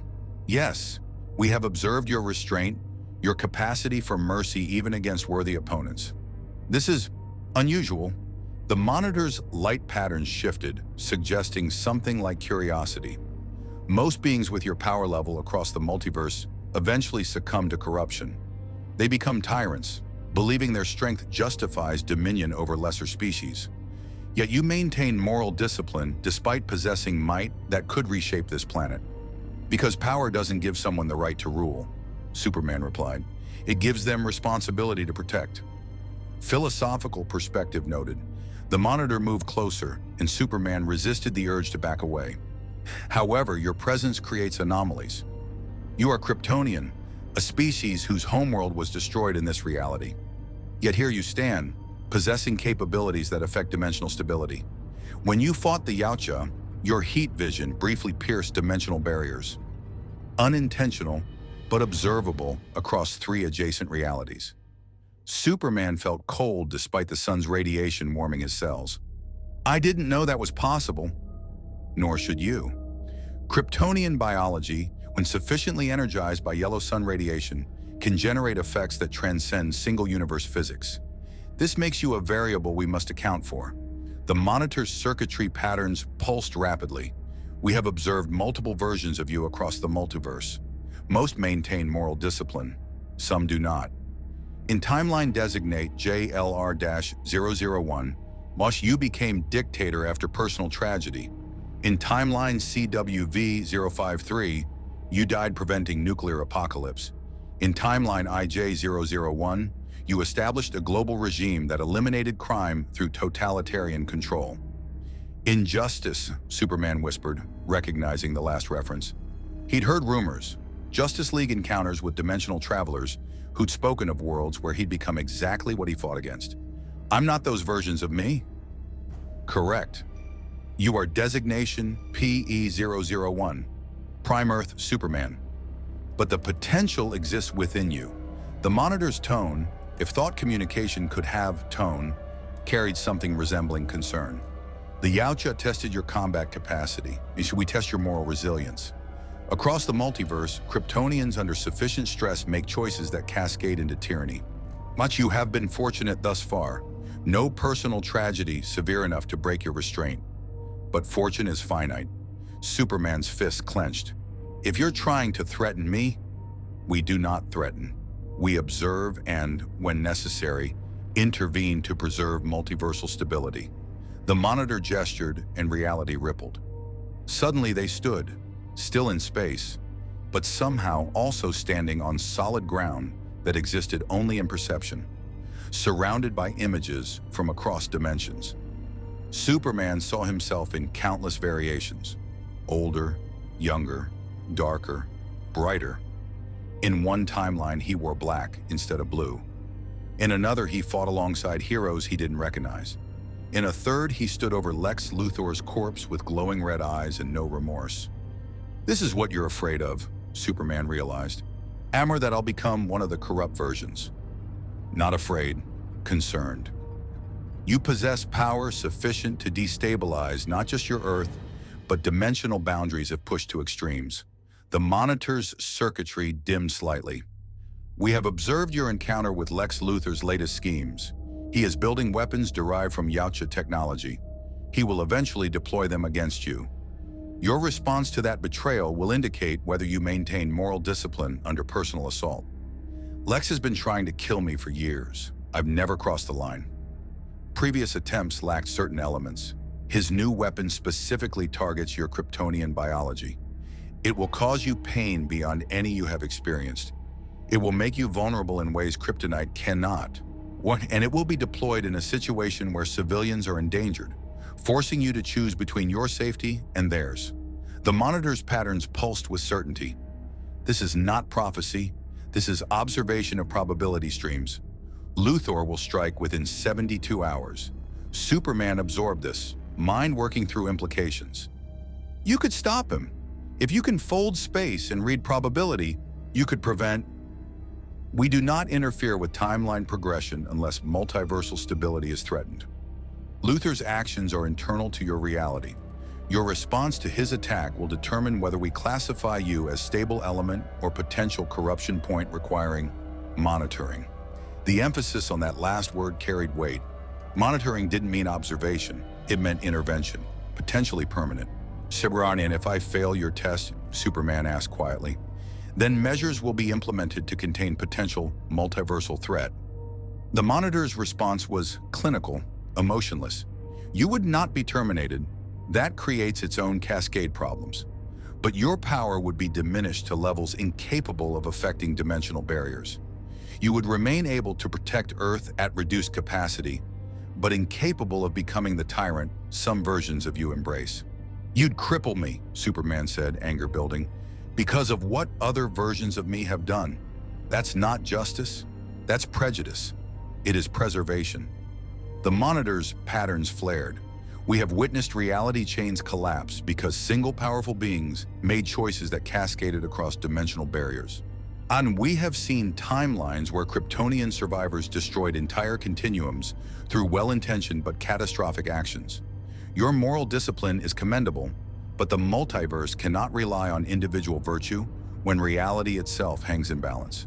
Superman wanted to argue, to rage against the injustice of being judged for crimes he hadn't committed, might never commit. But he understood the position. From the Monitor's perspective, he was a potential apocalypse in a cape, and they'd seen that apocalypse play out across countless realities. "What do I have to do?" he asked finally. "Endure what comes. Maintain your principles when they are tested beyond current experience. Prove that Prime Earth's Superman can withstand corruption that has claimed counterparts across the multiverse." The Monitor began fading. "We will observe. Well, and if you succeed, Earth will be designated as stable level reality. If you fail, you will understand our necessity." The figure vanished completely and the impossible vessel folded back into dimensional space, leaving Superman alone at 60,000 feet with three new certainties. First, the multiverse was watching him now, not just his enemies, but cosmic powers that saw him as potential threat. Second, Lex was about to deploy a weapon specifically designed to exploit his Kryptonian physiology in the most painful way possible. Third, he had 72 hours to prepare for a test that would determine not just his fate, but Earth's status in a multiverse he barely understood. He descended toward Metropolis, the city's electronic chaos beginning to normalize as the Monitor's presence faded. His mind worked through strategic options: warn the Justice League, prepare countermeasures, potentially confront Lex preemptively. But the Monitor's words echoed. "Your response will indicate whether you maintain moral discipline under personal assault. A preemptive strike against Lex, however justified, might be exactly the kind of choice that would fail their test." They were watching for him to become the tyrant, to use his power to eliminate threats before they manifested, to become judge, jury, and executioner. "Not who I am," Superman murmured to himself. "Not who I'll ever be." But as he landed in Metropolis and began helping repair the damage from the electronic disruptions, a cold certainty settled over him. The next 72 hours would test that conviction like nothing before. At LexCorp Tower, Lex Luthor watched his screens as Metropolis's electronics came back online. His satellites had detected the massive energy readings above Earth. Something had arrived, stayed briefly, then departed, and Superman had been present for the encounter. "Another visitor," Lex mused. "Superman collects alien attention like he collects admirers. But this one didn't attack, didn't hunt, just observed." He pulled up spectrographic analysis of the energy signatures. Dimensional distortion, space-time folding. This wasn't a ship crossing normal space. This was something moving between realities. Dr. Chen entered his office, tablet in hand. "Sir, the gravity cannon is complete. Field testing shows 93% efficiency in replicating the Yautja disruptor's effects. We're ready for deployment." Lex smiled, cold and calculated. "Excellent. Prepare the device for transport to Site Epsilon. And Dr. Chen?" He turned to face her. "Make sure it's powerful enough to bring a god to his knees, because that's exactly what I intend to do." In the Batcave, Batman watched satellite footage of Superman's encounter with the dimensional vessel. He'd seen the electronic disruption patterns, too organized to be natural interference, too widespread to be conventional jamming. Something had spoken with Clark, something with power that made the Yautja look like children with spears. "What did they want?" Bruce asked the empty cave. But he already knew. Every time Clark encountered something from beyond Earth, it raised his profile across whatever cosmic network monitored such things. First the Yautja, now this. How long before Earth attracted attention it couldn't survive? He pulled up LexCorp surveillance files, illegally obtained naturally, and found what he'd suspected. Lex was moving assets to a remote facility, unusual power consumption patterns, security protocols suggesting imminent weapons test. 72 hours, Batman said to himself, doing the math. Whatever Lex is planning, he's ready to deploy. He activated his League communicator, attempting to contact Superman, but the signal still carried interference, residual effects from the dimensional visitor. Batman's jaw tightened. Clark was about to face something big, and he couldn't even warn him properly. Typical, Bruce muttered, already preparing to go to Metropolis personally. Superman stood on the Daily Planet roof, watching sunset paint Metropolis in amber and crimson. Beautiful, peaceful, completely unaware that in 72 hours, everything would change. He thought about the Monitor's words, about timelines where he'd become the monster. He'd always believed his upbringing in Smallville, the Kent's moral foundation, would keep him grounded. But what if circumstances change? What if someone killed Lois, destroyed Metropolis, murdered his parents? Would he still be Superman? Or would he become something else? Something that wore the symbol but forgot what it meant. "I won't find out," he promised the empty sky. "Because I won't let it get that far. Whatever Lex throws at me, whatever tests the Monitors are watching for, I'll endure. I'll prove that power doesn't have to corrupt. That hope can survive even in darkness." But even as he made the promise, a small voice whispered, "Every tyrant starts by believing they're the hero." 60 hours until the Monitor's deadline. Superman spent the time doing what he always did, protecting Metropolis, answering distress calls, being the symbol people needed. But his enhanced hearing remained tuned to LexCorp facilities, tracking unusual activity. Convoy movements. Power surges at a remote research station designated Site Epsilon, located in the Nevada desert far from civilian populations. Lex was preparing something, and he was being careful to keep it away from witnesses. Batman arrived in Metropolis on the second night, finding Superman on patrol above the financial district. They flew together in silence until reaching an abandoned construction site where they could talk privately. "The Monitor," Batman said without preamble. "I saw the satellite footage." "And what did it want?" Superman told him everything. The dimensional vessel, the test, the 72-hour warning about Lex's weapon. Batman listened with characteristic stoicism, but his jaw tightened when Superman mentioned the threat of monitoring if he failed. "They're judging you based on alternate versions of yourself," Batman said, "punishing you for crimes you haven't committed because statistically, some Supermen become tyrants. That's profiling on a multiversal scale." "But they're not wrong about the risk," Superman admitted. "I felt it, Bruce. The temptation. When Joker kills someone I could have saved if I'd been faster. When Lex deploys weapons that hurt people and walks away clean because of legal technicalities. There are moments when I think how easy it would be to just end the threats permanently." "But you don't," Batman said firmly. "That's what separates you from those other versions. Not that you never feel the temptation, that you resist it every single time. What if this time is different? What if Lex's weapon hurts people I care about while forcing me to watch, helpless? What if—" "Then you'll do what you always do," Batman interrupted. "You'll find the third option, the solution that saves everyone without compromising who you are." He pulled up holographic displays from his gauntlet. "I've been analyzing Lex's recent activities. He's consolidated resources at Site Epsilon, a black site facility that officially doesn't exist. Heavy security, energy consumption that suggests weapons testing, and shielding designed to block your X-ray vision." "He knows I'd see it coming otherwise," Superman realized. "He's been planning this since the Yocha fight. He watched you struggle against advanced technology, and now he's recreated it." Batman's expression hardened.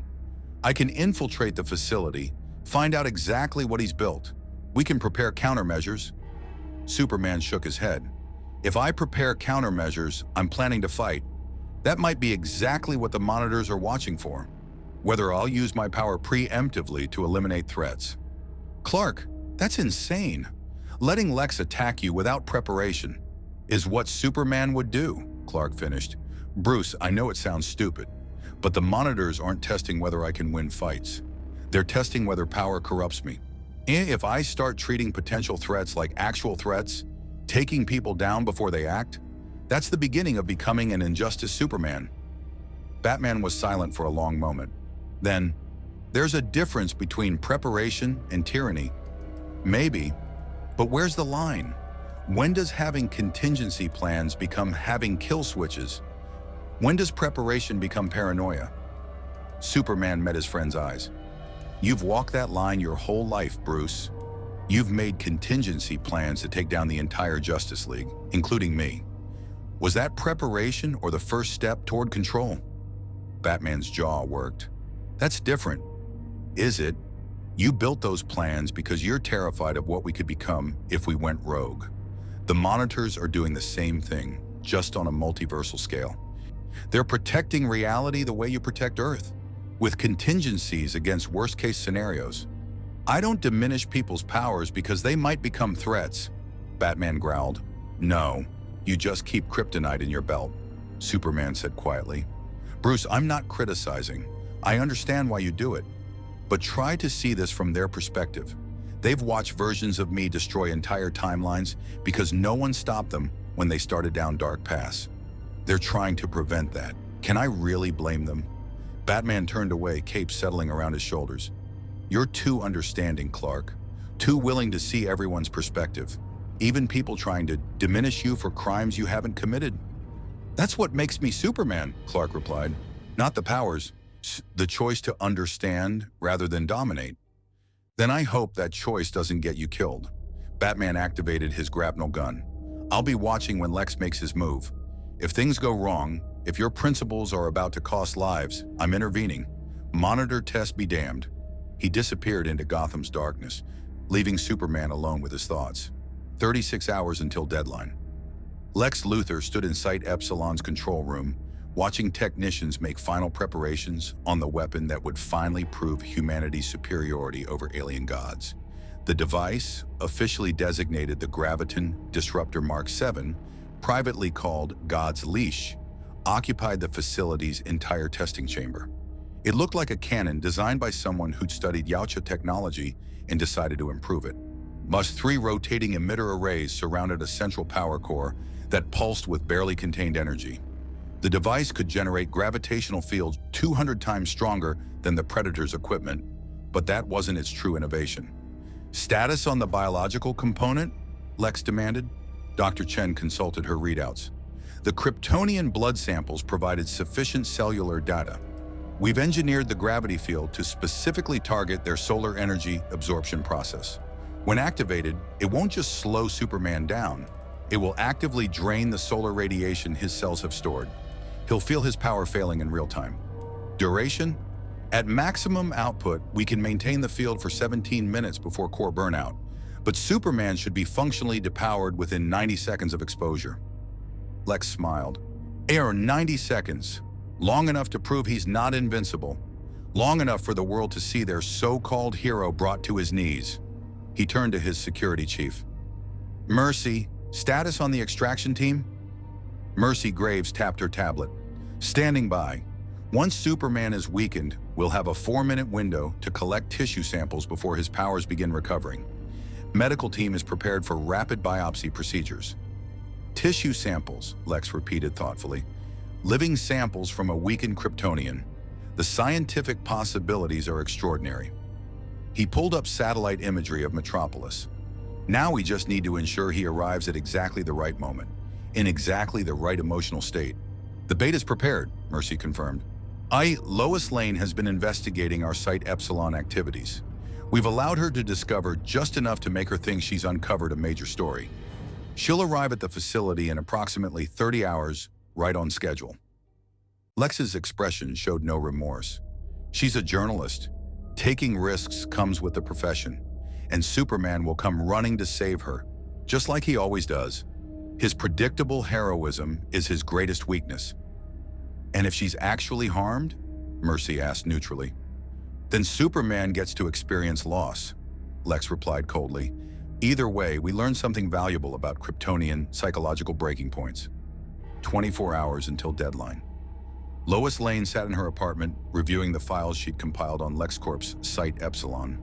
The facility appeared on no official records, but she'd tracked unusual supply shipments, cross-referenced with energy consumption patterns, and interviewed workers who'd been mysteriously transferred. Something big was happening in that Nevada desert. Something Lex wanted hidden. You're not actually thinking of going there, Clark said from her doorway, reading her expression with the ease of long familiarity. I'm a reporter, Smallville. This is what I do. Lois gestured to her research. Lex is building something dangerous, probably illegal, and definitely newsworthy. The public has a right to know. Lois, this feels like a trap. Everything with Lex is a trap. Doesn't mean I stop investigating. She stood, arms crossed. You can't protect me from my job, Clark, and I won't sit on the sidelines just because there's risk involved. Clark wanted to argue and to tell her about the Monitor's test, about Lex's weapon specifically designed to hurt him. But that would mean admitting his concerns were selfish, that he needed her to stay safe so he wouldn't be tested with her in danger. "Just be careful," he said finally. "Please." Lois softened, walking over to kiss him. "Always am. Besides, I'll have Jimmy with me for photography, and we're just doing reconnaissance. Taking pictures from a distance, getting evidence. We won't actually enter the facility." Clark held her tight, super hearing detecting her heartbeat, memorizing the rhythm of it. "I love you." "I know," Lois smiled. "That's why you're going to let me do my job without hovering overhead in your cape." After she left for bed, Clark stood on her balcony, staring at stars that suddenly seemed crowded with watchers. When the monitors were out there somewhere, observing across dimensional barriers, waiting to see if he'd fail their test. "I won't," he promised the universe. "Whatever comes, I won't become what you fear." But uncertainty gnawed at him. The injustice Superman, the version who'd become a tyrant, had he made that same promise? Had he believed, right up until the moment he crossed the line, that he was still the hero? 18 hours until deadline. Lois and Jimmy drove through the Nevada desert in a rented SUV, following coordinates that should lead them to Site Epsilon's general vicinity. The landscape was barren, heat waves rising from sand, mountains in the distance, nothing but emptiness for miles. "You sure about this, Lois?" Jimmy asked, adjusting his camera equipment. "We're pretty far from civilization. If something goes wrong, then we call Superman and he's here in 30 seconds, Lois replied confidently. "Besides, we're just taking photos. Nothing dangerous about that." They crested a ridge and found it, a facility that shouldn't exist, guarded by security that seemed excessive for a location that officially wasn't there. High walls, guard towers, satellite dishes pointed at the sky, and in the center, a building that hummed with barely audible power. "Jackpot," Lois breathed, raising her binoculars. "Jimmy, start shooting. We need documentation of everything." What neither of them noticed was the drone hovering 3 miles away, using magnification far beyond civilian grade to watch them watch the facility. In LexCorp's control room, Lex Luthor smiled. "They're here, right on schedule." He activated his comm system. "Dr. Chen, power up the graviton disruptor. Security teams, stand by for Phase 2. And someone, ensure Miss Lane's vehicle experiences mechanical difficulties. Stranded reporters require rescue, and we know exactly who'll come running." 10 hours until deadline. Superman was helping rebuild a collapsed bridge in Metropolis when his super hearing caught it. Lois's voice calling his name with genuine fear. The vehicle had broken down. They were stranded in the desert, and something was approaching their position. He wanted to check, to verify it was really her and not a recording, not a manipulation. But that hesitation, that would be paranoia. That would be the first step toward not trusting anyone, toward treating everyone as potential enemies. "I have to go," he told the construction crew, already lifting into the air. "Incurred emergency." He crossed 3 states in seconds, arriving at the coordinates to find Lois and Jimmy surrounded by LexCorp security personnel, armed but not threatening. Yet. "Miss Lane," the lead security officer said politely, "you're on private property. We'll need you to come with us until this misunderstanding can be resolved." "I'm not going anywhere with," Lois began, but Superman's arrival interrupted her. "It's all right," Superman said, landing between Lois and the security team. "I'll handle this." The security chief smiled, not pleasantly. "Actually, Mr. Superman, we were hoping you'd arrive. Mr. Luthor would like a word, inside the facility." Superman's X-ray vision tried to penetrate the building, but found only shielding. Lex had learned. Every wall was lined with lead, blocking his advantage. He could hear machinery humming. He feel energy building, but couldn't identify specific threats. "Tell Lex if he wants to talk, he can meet me out here," Superman replied. "I'm afraid that's not possible. You see, Miss Lane's trespassing is a criminal matter. Unless you'd like her arrested and held until bail arrangements can be made, which could take weeks in this jurisdiction, I suggest you accept Mr. Luthor's invitation." Superman felt the trap closing. Refuse, and Lois faced legal complications Lex could drag out indefinitely. accept, and walk into whatever Lex had prepared. A choice between protecting someone he loved and maintaining strategic advantage. The kind of choice the monitors were watching for. "Clark, don't," Lois said quietly. "This is obviously a..." "I know," Superman interrupted, "but I can't leave you in their custody."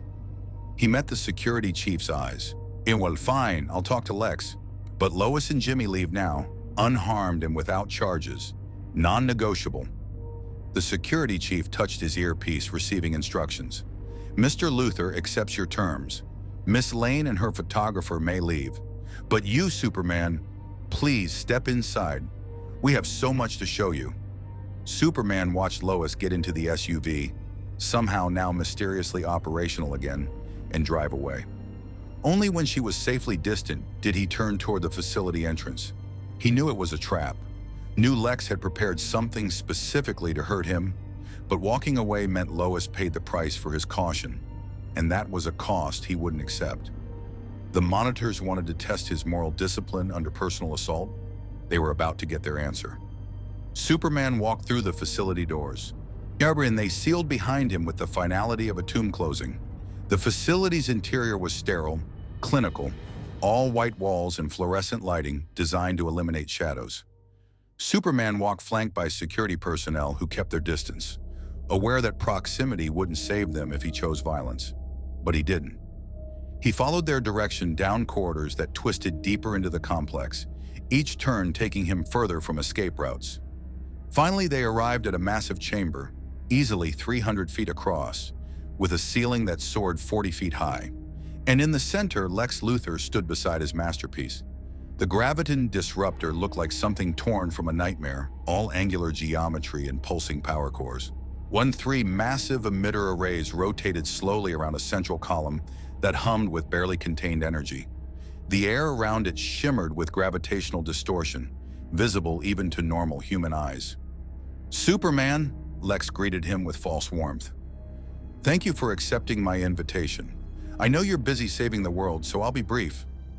He gestured to the device. "Do you know what this is?" "A weapon," Superman replied flatly. "Designed to hurt me, based on technology you stole from analyzing my fight with the Yautja." "Stole is such an ugly word.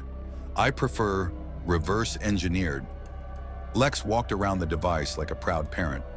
"Your battle with that alien hunter was illuminating, Clark. May I call you Clark? After all, we both know who you really are." He smiled at Superman's controlled reaction. "Yes, I've known for quite some time. The glasses are a charming touch, but hardly sufficient disguise for anyone with resources." Superman's fists clenched, but he forced them to relax. "If you know my identity, you know I have people I care about. Threatening them won't end well for you, Lex." "Threatening?" Lex laughed. "I have no intention of threatening anyone. In fact, I've ensured Miss Lane is safely away from here. This is between you and me, Superman. A scientific inquiry into the nature of Kryptonian superiority. Or..." He activated the device. The hum intensified, gravitational waves pulsing outward. The lack thereof. The graviton disruptor fired. Reality compressed. Superman felt it immediately, his body suddenly weighing thousands of pounds. Gravitational forces multiplying exponentially. His knees buckled. Hurrah, and he caught himself with one hand against the floor, concrete cracking under the pressure. But this was manageable, uncomfortable, but survivable. Then the second phase activated.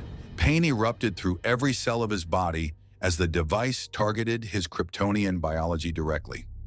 His solar energy absorption, the fundamental process that granted him power, reversed. Energy drained from his cells faster than the yellow sun. Radiation stored in his body could compensate. His strength ebbed, invulnerability faltered, and for the first time since arriving on Earth, Superman felt genuinely weak. "Fascinating," Lex observed, consulting readouts on his tablet. "Your cellular energy is depleting at exactly the projected rate.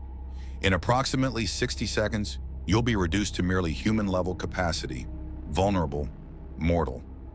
He walked closer, sure he's standing just outside the device's effective radius. "How does it feel, Superman, to know that all your godlike power can be stripped away by human ingenuity?" Superman struggled to his feet, every movement requiring exponentially more effort. His vision blurred, not from injury, but from his enhanced senses shutting down as solar energy drained. He could feel his X-ray vision failing, his super hearing reducing to normal range, his invulnerability becoming simple flesh. "Lex," Superman's voice strained, "this won't prove what you think." "Won't it?" Lex's expression hardened. "For years you've flown over us, pretending to be one of us while being so much more. You decide who's saved and who's not. You determine which threats warrant intervention and which are beneath your notice. You're judge and jury for the entire planet. And we're supposed to just trust that you'll always make the right choices. But you're not a god, Clark. You're an alien with abilities beyond human norm. And it's time humanity stopped worshiping you and started controlling you." Superman collapsed to both knees, arms shaking as they supported his weight. The pain was beyond anything he'd experienced. Worse than kryptonite, because this felt like his very essence being ripped away. Every cell screamed as stored solar energy was forcibly extracted. Through the agony, he understood. This was the test. Not whether he could endure pain, he'd proven that countless times, but whether pain would make him abandon his principles. Would he lash out at Lex? Use his fading strength to kill the man who'd orchestrated this torture? Would he become the tyrant the monitors feared? I pretend, Superman forced the words out. I was raised human, Kansas farm boy who happened to be born elsewhere. I'm not judging humanity. I'm trying to help it. Help? Lex laughed bitterly. You make us dependent. Every time you save us, you prove we can't save ourselves. Every demonstration of your power reminds us how inferior we are. You're a living indictment of human inadequacy, Clark, and I'm going to prove that human intellect trumps alien brawn. The device intensified. Superman collapsed fully, lying on the cold floor as his powers drained to critical levels. His strength faded to merely athletic, his invulnerability reduced until the concrete actually hurt against his skin. His senses contracted to human normal. No X-ray vision, no super hearing, no ability to sense danger from miles away. So for the first time since childhood, Clark Kent felt truly human, and it terrified him. 45 seconds until complete energy depletion, Dr. Chen reported, at which point we can safely approach for tissue extraction. Lex nodded, pulling a small device from his pocket, a laser scalpel, designed for precision cutting. I'll take the samples personally. Kryptonian cellular structure will revolutionize everything we know about biology, medicine, energy generation, military applications. He smiled coldly. And all it cost was one alien's dignity. Superman's mind raced through options. He could still move, though barely. Could possibly reach Lex before complete power loss. A single punch, even at reduced strength, might be enough to shatter the man's skull. End this. End years of schemes and attacks and putting innocent people at risk. It would be so easy, so justified. Self-defense against someone actively torturing him. And exactly what the monitors were watching for. No, Superman whispered. No? Lex leaned closer, curiosity evident. No what? No to tissue samples. I'm afraid you don't have much choice. No, to becoming what you think I am, Superman said, each word requiring immense effort. You want to prove I'm a threat. That power corrupts, that I'm one bad day from tyranny. He forced himself to look up, meeting Lex's eyes. But you're wrong. Power doesn't corrupt. Fear does. And I'm not afraid of you, Lex. Really? Lex activated the laser scalpel. Because you look terrified to me. Not afraid of what you'll do to me, Superman clarified. Afraid of what I might become if I let you. You want me to kill you and prove I'm the monster. Give you martyrdom and give humanity proof I'm dangerous. He shook his head, the movement agonizing. I won't. Even like this, weakened, dying maybe. I won't be what you need me to be. Lex's expression flickered, surprise then something darker. You'd rather die than defend yourself? That's not nobility, Clark. That's stupidity. Maybe, Superman admitted, but it's who I am. Kansas farm boy, who still believes people are worth saving, even people who hurt me. The graviton disruptor reached peak output. Superman's energy levels dropped to nearly zero. He could feel consciousness slipping, his body starting to shut down from the catastrophic energy depletion. This was it, the moment where he either held to his principles or abandoned them to survive. He chose principles, and the universe noticed. Reality rippled. The monitor materialized in the chamber, its form shifting between dimensions, and suddenly the graviton disruptor simply stopped. Not powered down, stopped existing. One moment it hummed with deadly energy, the next it was gone, as if it had never been built. Lex stumbled backward, shock breaking through his calculated composure. What? Lex Luthor, the monitor's voice resonated directly into minds. Your experiment is concluded. Timeline interference is authorized. It turned to Superman, who still lay on the floor, too weak to stand. Kal-El of Krypton, you have passed assessment. Power level restoration commencing. Golden light erupted from the monitor's form, washing over Superman. He felt it immediately, solar energy flooding back into his cells, but not from depletion. When this was something else. Raw stellar radiation, channeled directly from the sun through dimensional shortcuts, bypassing normal absorption processes. His strength returned in seconds, then exceeded previous levels. His senses expanded, sharper than ever. His invulnerability crystallized into something approaching true invincibility. What did you do? Superman asked, rising effortlessly to his feet, the pain completely gone. We enhanced what exists, the monitor replied. Prime Earth Superman demonstrated moral discipline under conditions that corrupt most Kryptonian variants. Assessment, stable element. Classification, multiversal protector potential. Enhancement, authorized to ensure capability matches responsibility. Superman felt different, not fundamentally changed, but refined. His connection to solar radiation had deepened. His body processed energy more efficiently. His already formidable abilities had been optimized to levels he'd never achieved naturally. He was still Superman, but more. You made me stronger, Superman said slowly, because I proved I wouldn't abuse power by refusing to use it even in self-defense. Correct, the monitor confirmed. Across multiverse, power corrupts when wielder believes might justifies action. You demonstrated opposite principle, restraint despite capability. This mindset stable across probability streams. Enhancement risk, minimal. Benefit, significant. The monitor turned to Lex, who'd recovered enough to glare with undisguised hatred. Lex Luthor, your efforts to diminish Kryptonian capability have instead proven his worthiness for enhancement. Ironic result of your scientific inquiry. However, West timeline disruption cannot remain unaddressed. What does that mean? Lex demanded. It means your memory of this encounter will be adjusted. You will recall facility malfunction, equipment failure. Superman departed unharmed. No tissue samples obtained. No proof of vulnerability discovered. The monitor's patterns pulsed. This mercy granted because timeline analysis suggests you serve valuable purpose despite antagonism. Batman requires villain who challenges intellectually. Superman requires reminder that not all threats are physical. Your role in Prime Earth stability, significant. You can't just erase my memories, Lex protested. I have rights. I have... The monitor gestured and Lex's protest stopped mid-sentence. His expression went blank. On memories being selectively edited by technology that made human neuroscience look like cave paintings. Wait, Superman said quickly. If you erase this, he'll just try again. Build another weapon. Hurt more people trying to prove I'm dangerous. Correct, the monitor agreed. This cycle will continue until either Luthor dies or Superman becomes ruler who eliminates opposition. Neither outcome optimal.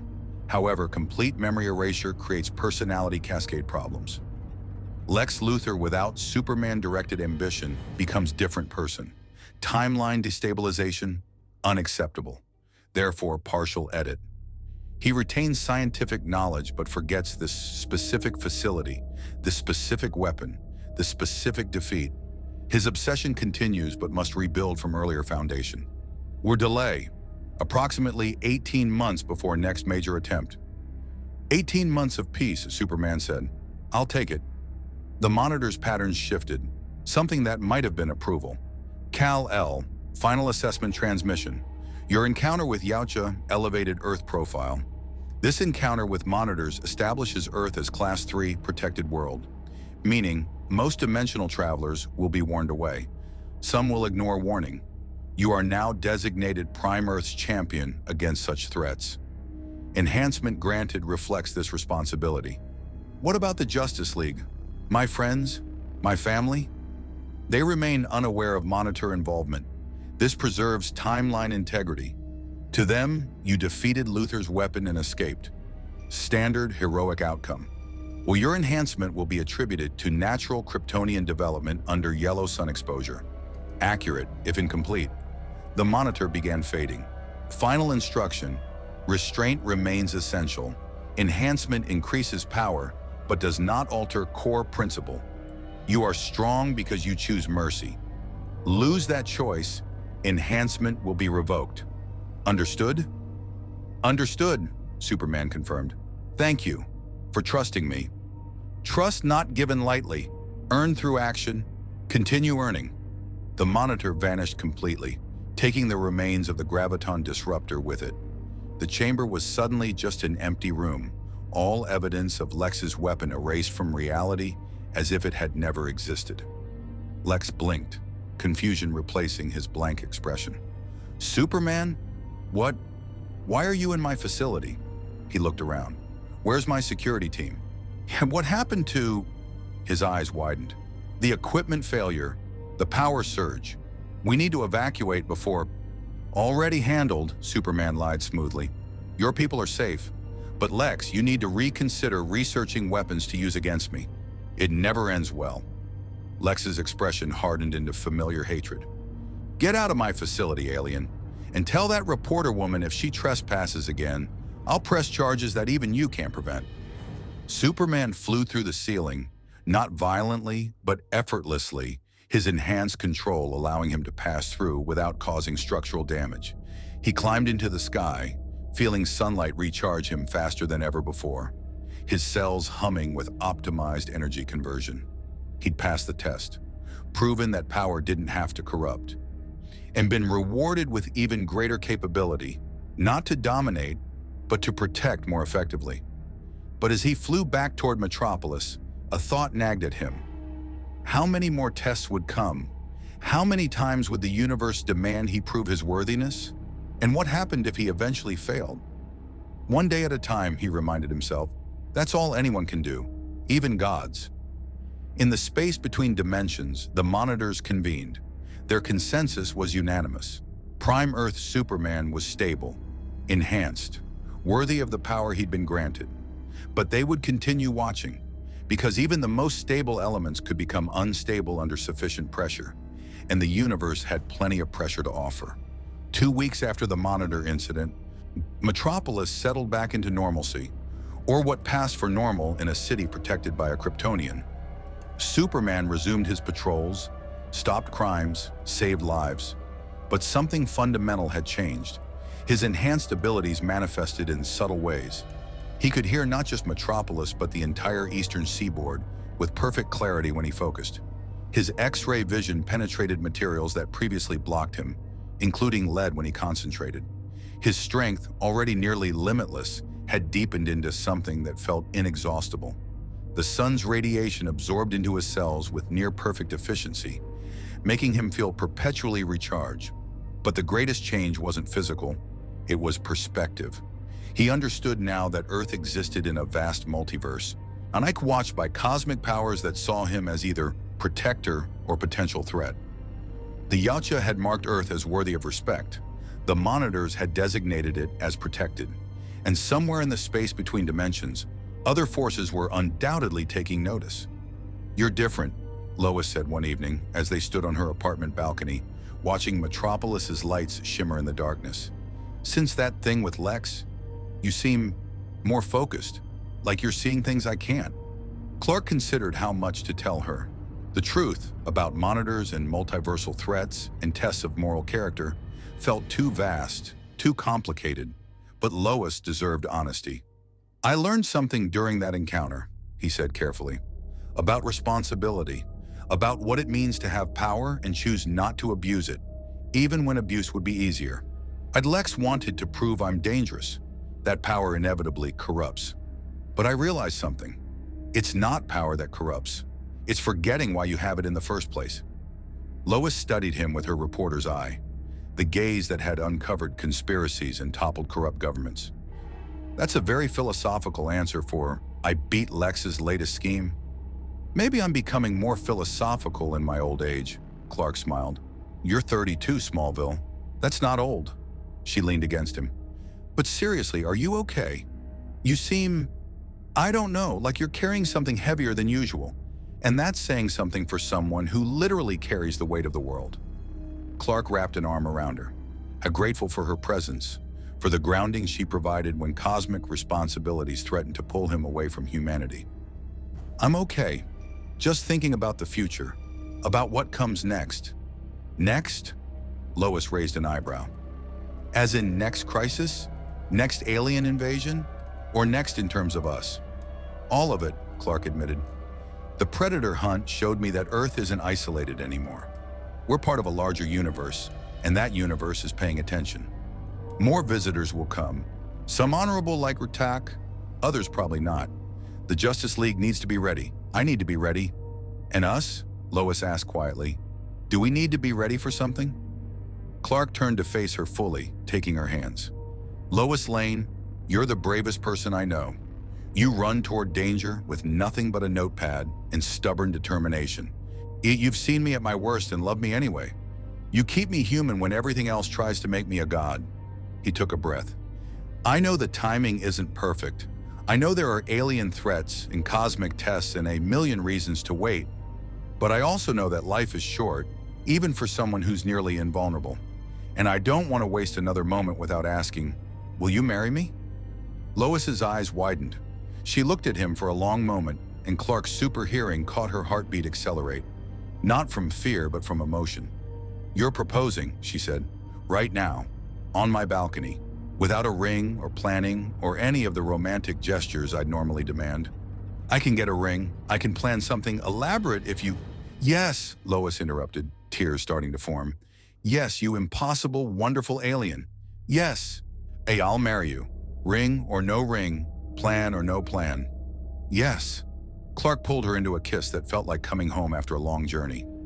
Below them, Metropolis continued its evening rhythm, unaware that its guardian had just taken the most human step possible, promising his life to someone else, binding himself to Earth in ways that transcended his Kryptonian heritage.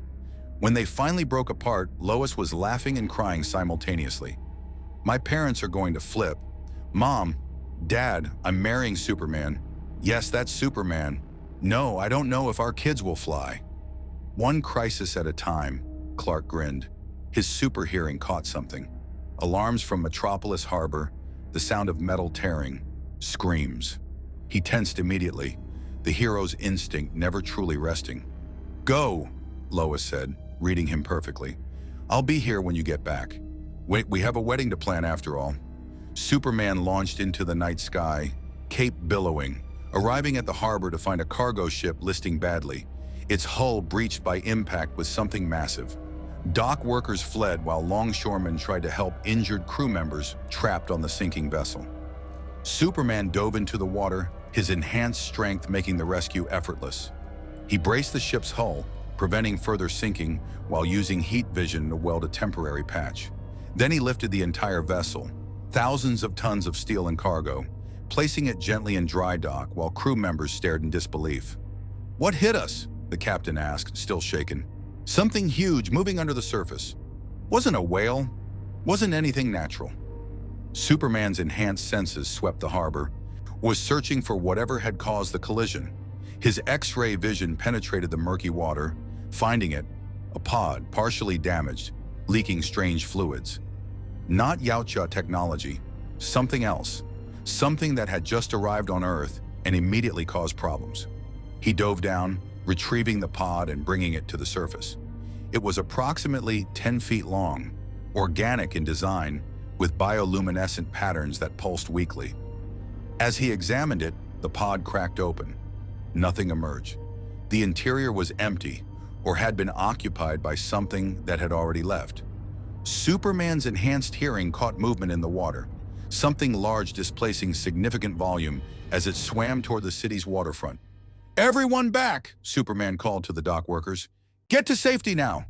Whatever had arrived in that pod, it was loose in Metropolis, and based on the damage it had already caused, it wasn't here for peaceful purposes.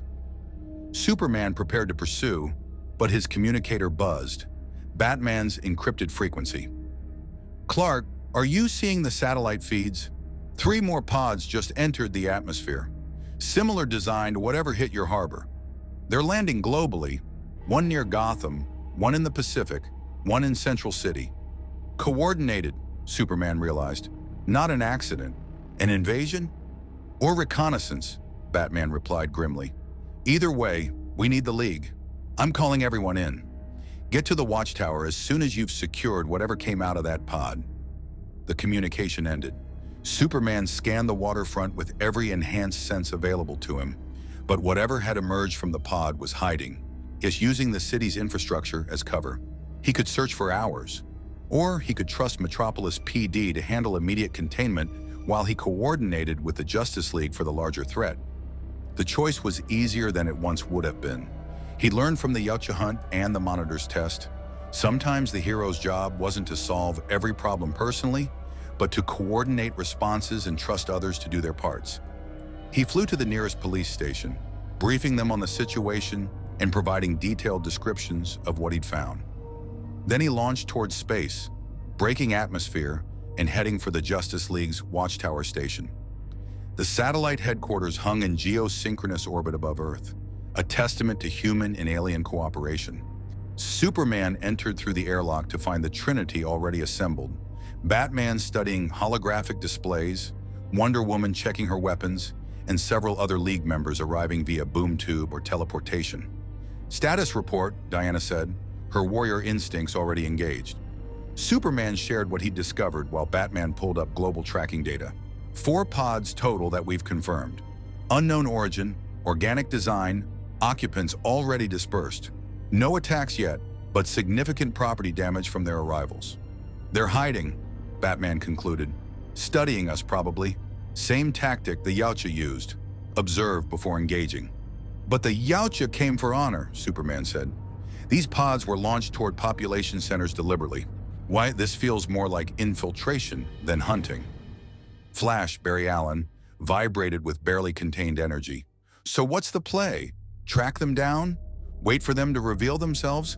I can search Central City in about 3 minutes if you want." "We split up," Wonder Woman decided. "Each of us takes a landing site, investigates, and reports findings. If these beings are hostile, we contain them.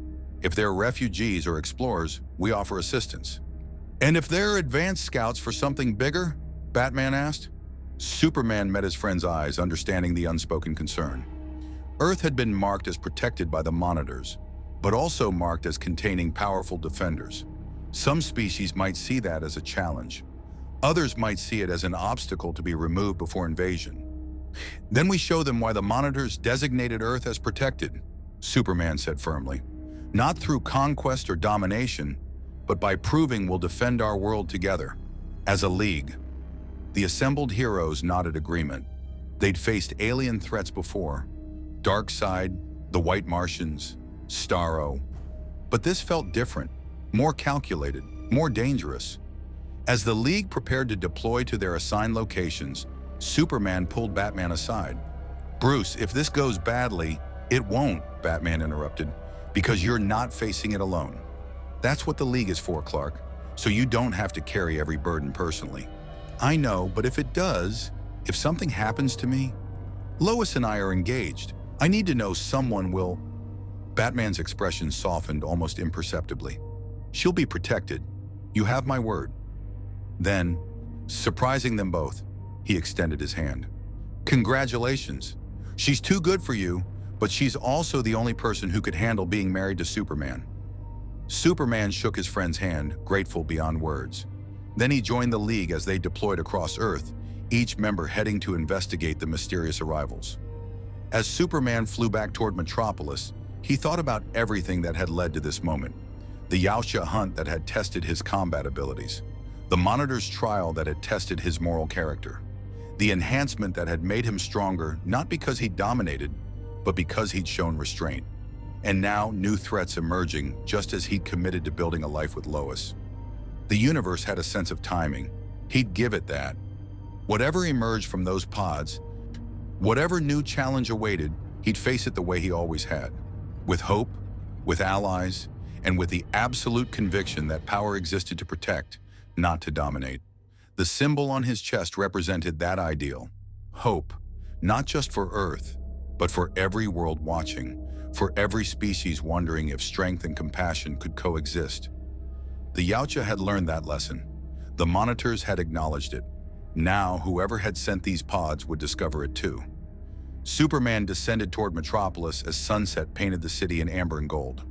Below him, millions of people went about their lives, unaware of the threats converging, trusting that their guardian would keep them safe. And he would. Not alone, but with the Justice League beside him. Not through dominance, but through the choice, made again and again in every crisis, when with every temptation to be better than his power suggested he needed to be. The hunt had ended in honor. The test had ended in enhancement. And whatever came next would end the same way everything else had, with Earth's heroes standing together against the darkness, proving that hope wasn't weakness. It was the strongest force in the universe. In the months that followed, Earth's defenders tracked down the pod creatures, bioengineered scouts from a distant empire testing humanity's defenses. The Justice League captured them without casualties, demonstrating both capability and mercy. The scouts' creators received a clear message. Earth was protected not by a single god figure, but by heroes who chose cooperation over conquest. The Yautja clans, monitoring from afar, Shiu added new entries to their cultural database. Earth contained not just one worthy warrior, but many. The designation shifted from hunting ground to honored world, where future contact would be diplomatic rather than predatory. The Monitors observed Prime Earth's stability with something approaching satisfaction. Their enhancement of Superman had proven correct. His power increased, but his restraint remained absolute. He'd proposed to a human woman, grounding himself further in the species he protected. Probability projections showed diminishing likelihood of corruption cascade. Earth's status was upgraded. Class 2 protected world. Active monitoring reduced to standard oversight. Prime Earth Superman designated as multiversal anchor point, a version other Supermen could be measured against when assessing stability. In Metropolis, here Clark Kent and Lois Lane planned a wedding that would bring together heroes and civilians, aliens and humans, showing the universe what integration looked like. Batman served as best man, though he'd deny any emotional investment. Wonder Woman helped Lois navigate Amazonian wedding traditions that Martha Kent incorporated into the ceremony. LexCorp continued developing weapons, but Lex Luthor's focus shifted slightly. Still obsessed with Superman, but operating from 18 months behind due to the Monitor's memory editing. The delay gave Earth's defenders time to prepare, and Lex's schemes, while dangerous, were manageable rather than catastrophic.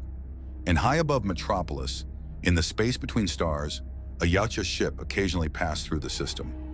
Urtak watched the blue world with mandibles spread in satisfaction. He'd hunted across 1,000 worlds and found his greatest trophy. Not a skull to claim, but respect to acknowledge.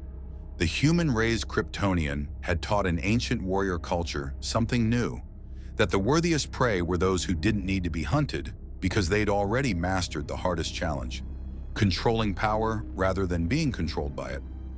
Urtak transmitted his final report to the clan records. Earth designation Sol 3. Status Honored World. Primary Defender Kal-El, symbol of hope. Recommendation Friendship, not conflict. The strongest warriors are those who fight for others, not against them. The transmission joined centuries of Yautja wisdom, a testament to one alien's journey from hunter to ally, and one hero's unwavering commitment to principles that transcended species, planets, or even dimensions. Superman continued his patrols, saved lives, stopped disasters. But he did so knowing Earth wasn't alone in the universe, that watchers observed with respect rather than hunger, that honor existed across species, and that his choice to protect rather than rule had echoed across dimensional barriers. The cape billowed in metropolis winds, the symbol shone in sunlight, and the man beneath both remained what he'd always been. A Kansas farm boy who refused to let power make him forget his humanity, no matter how many times the universe tested that conviction. Hope shone brightest in the darkest night, and Earth's night had many defenders, keeping that hope alive.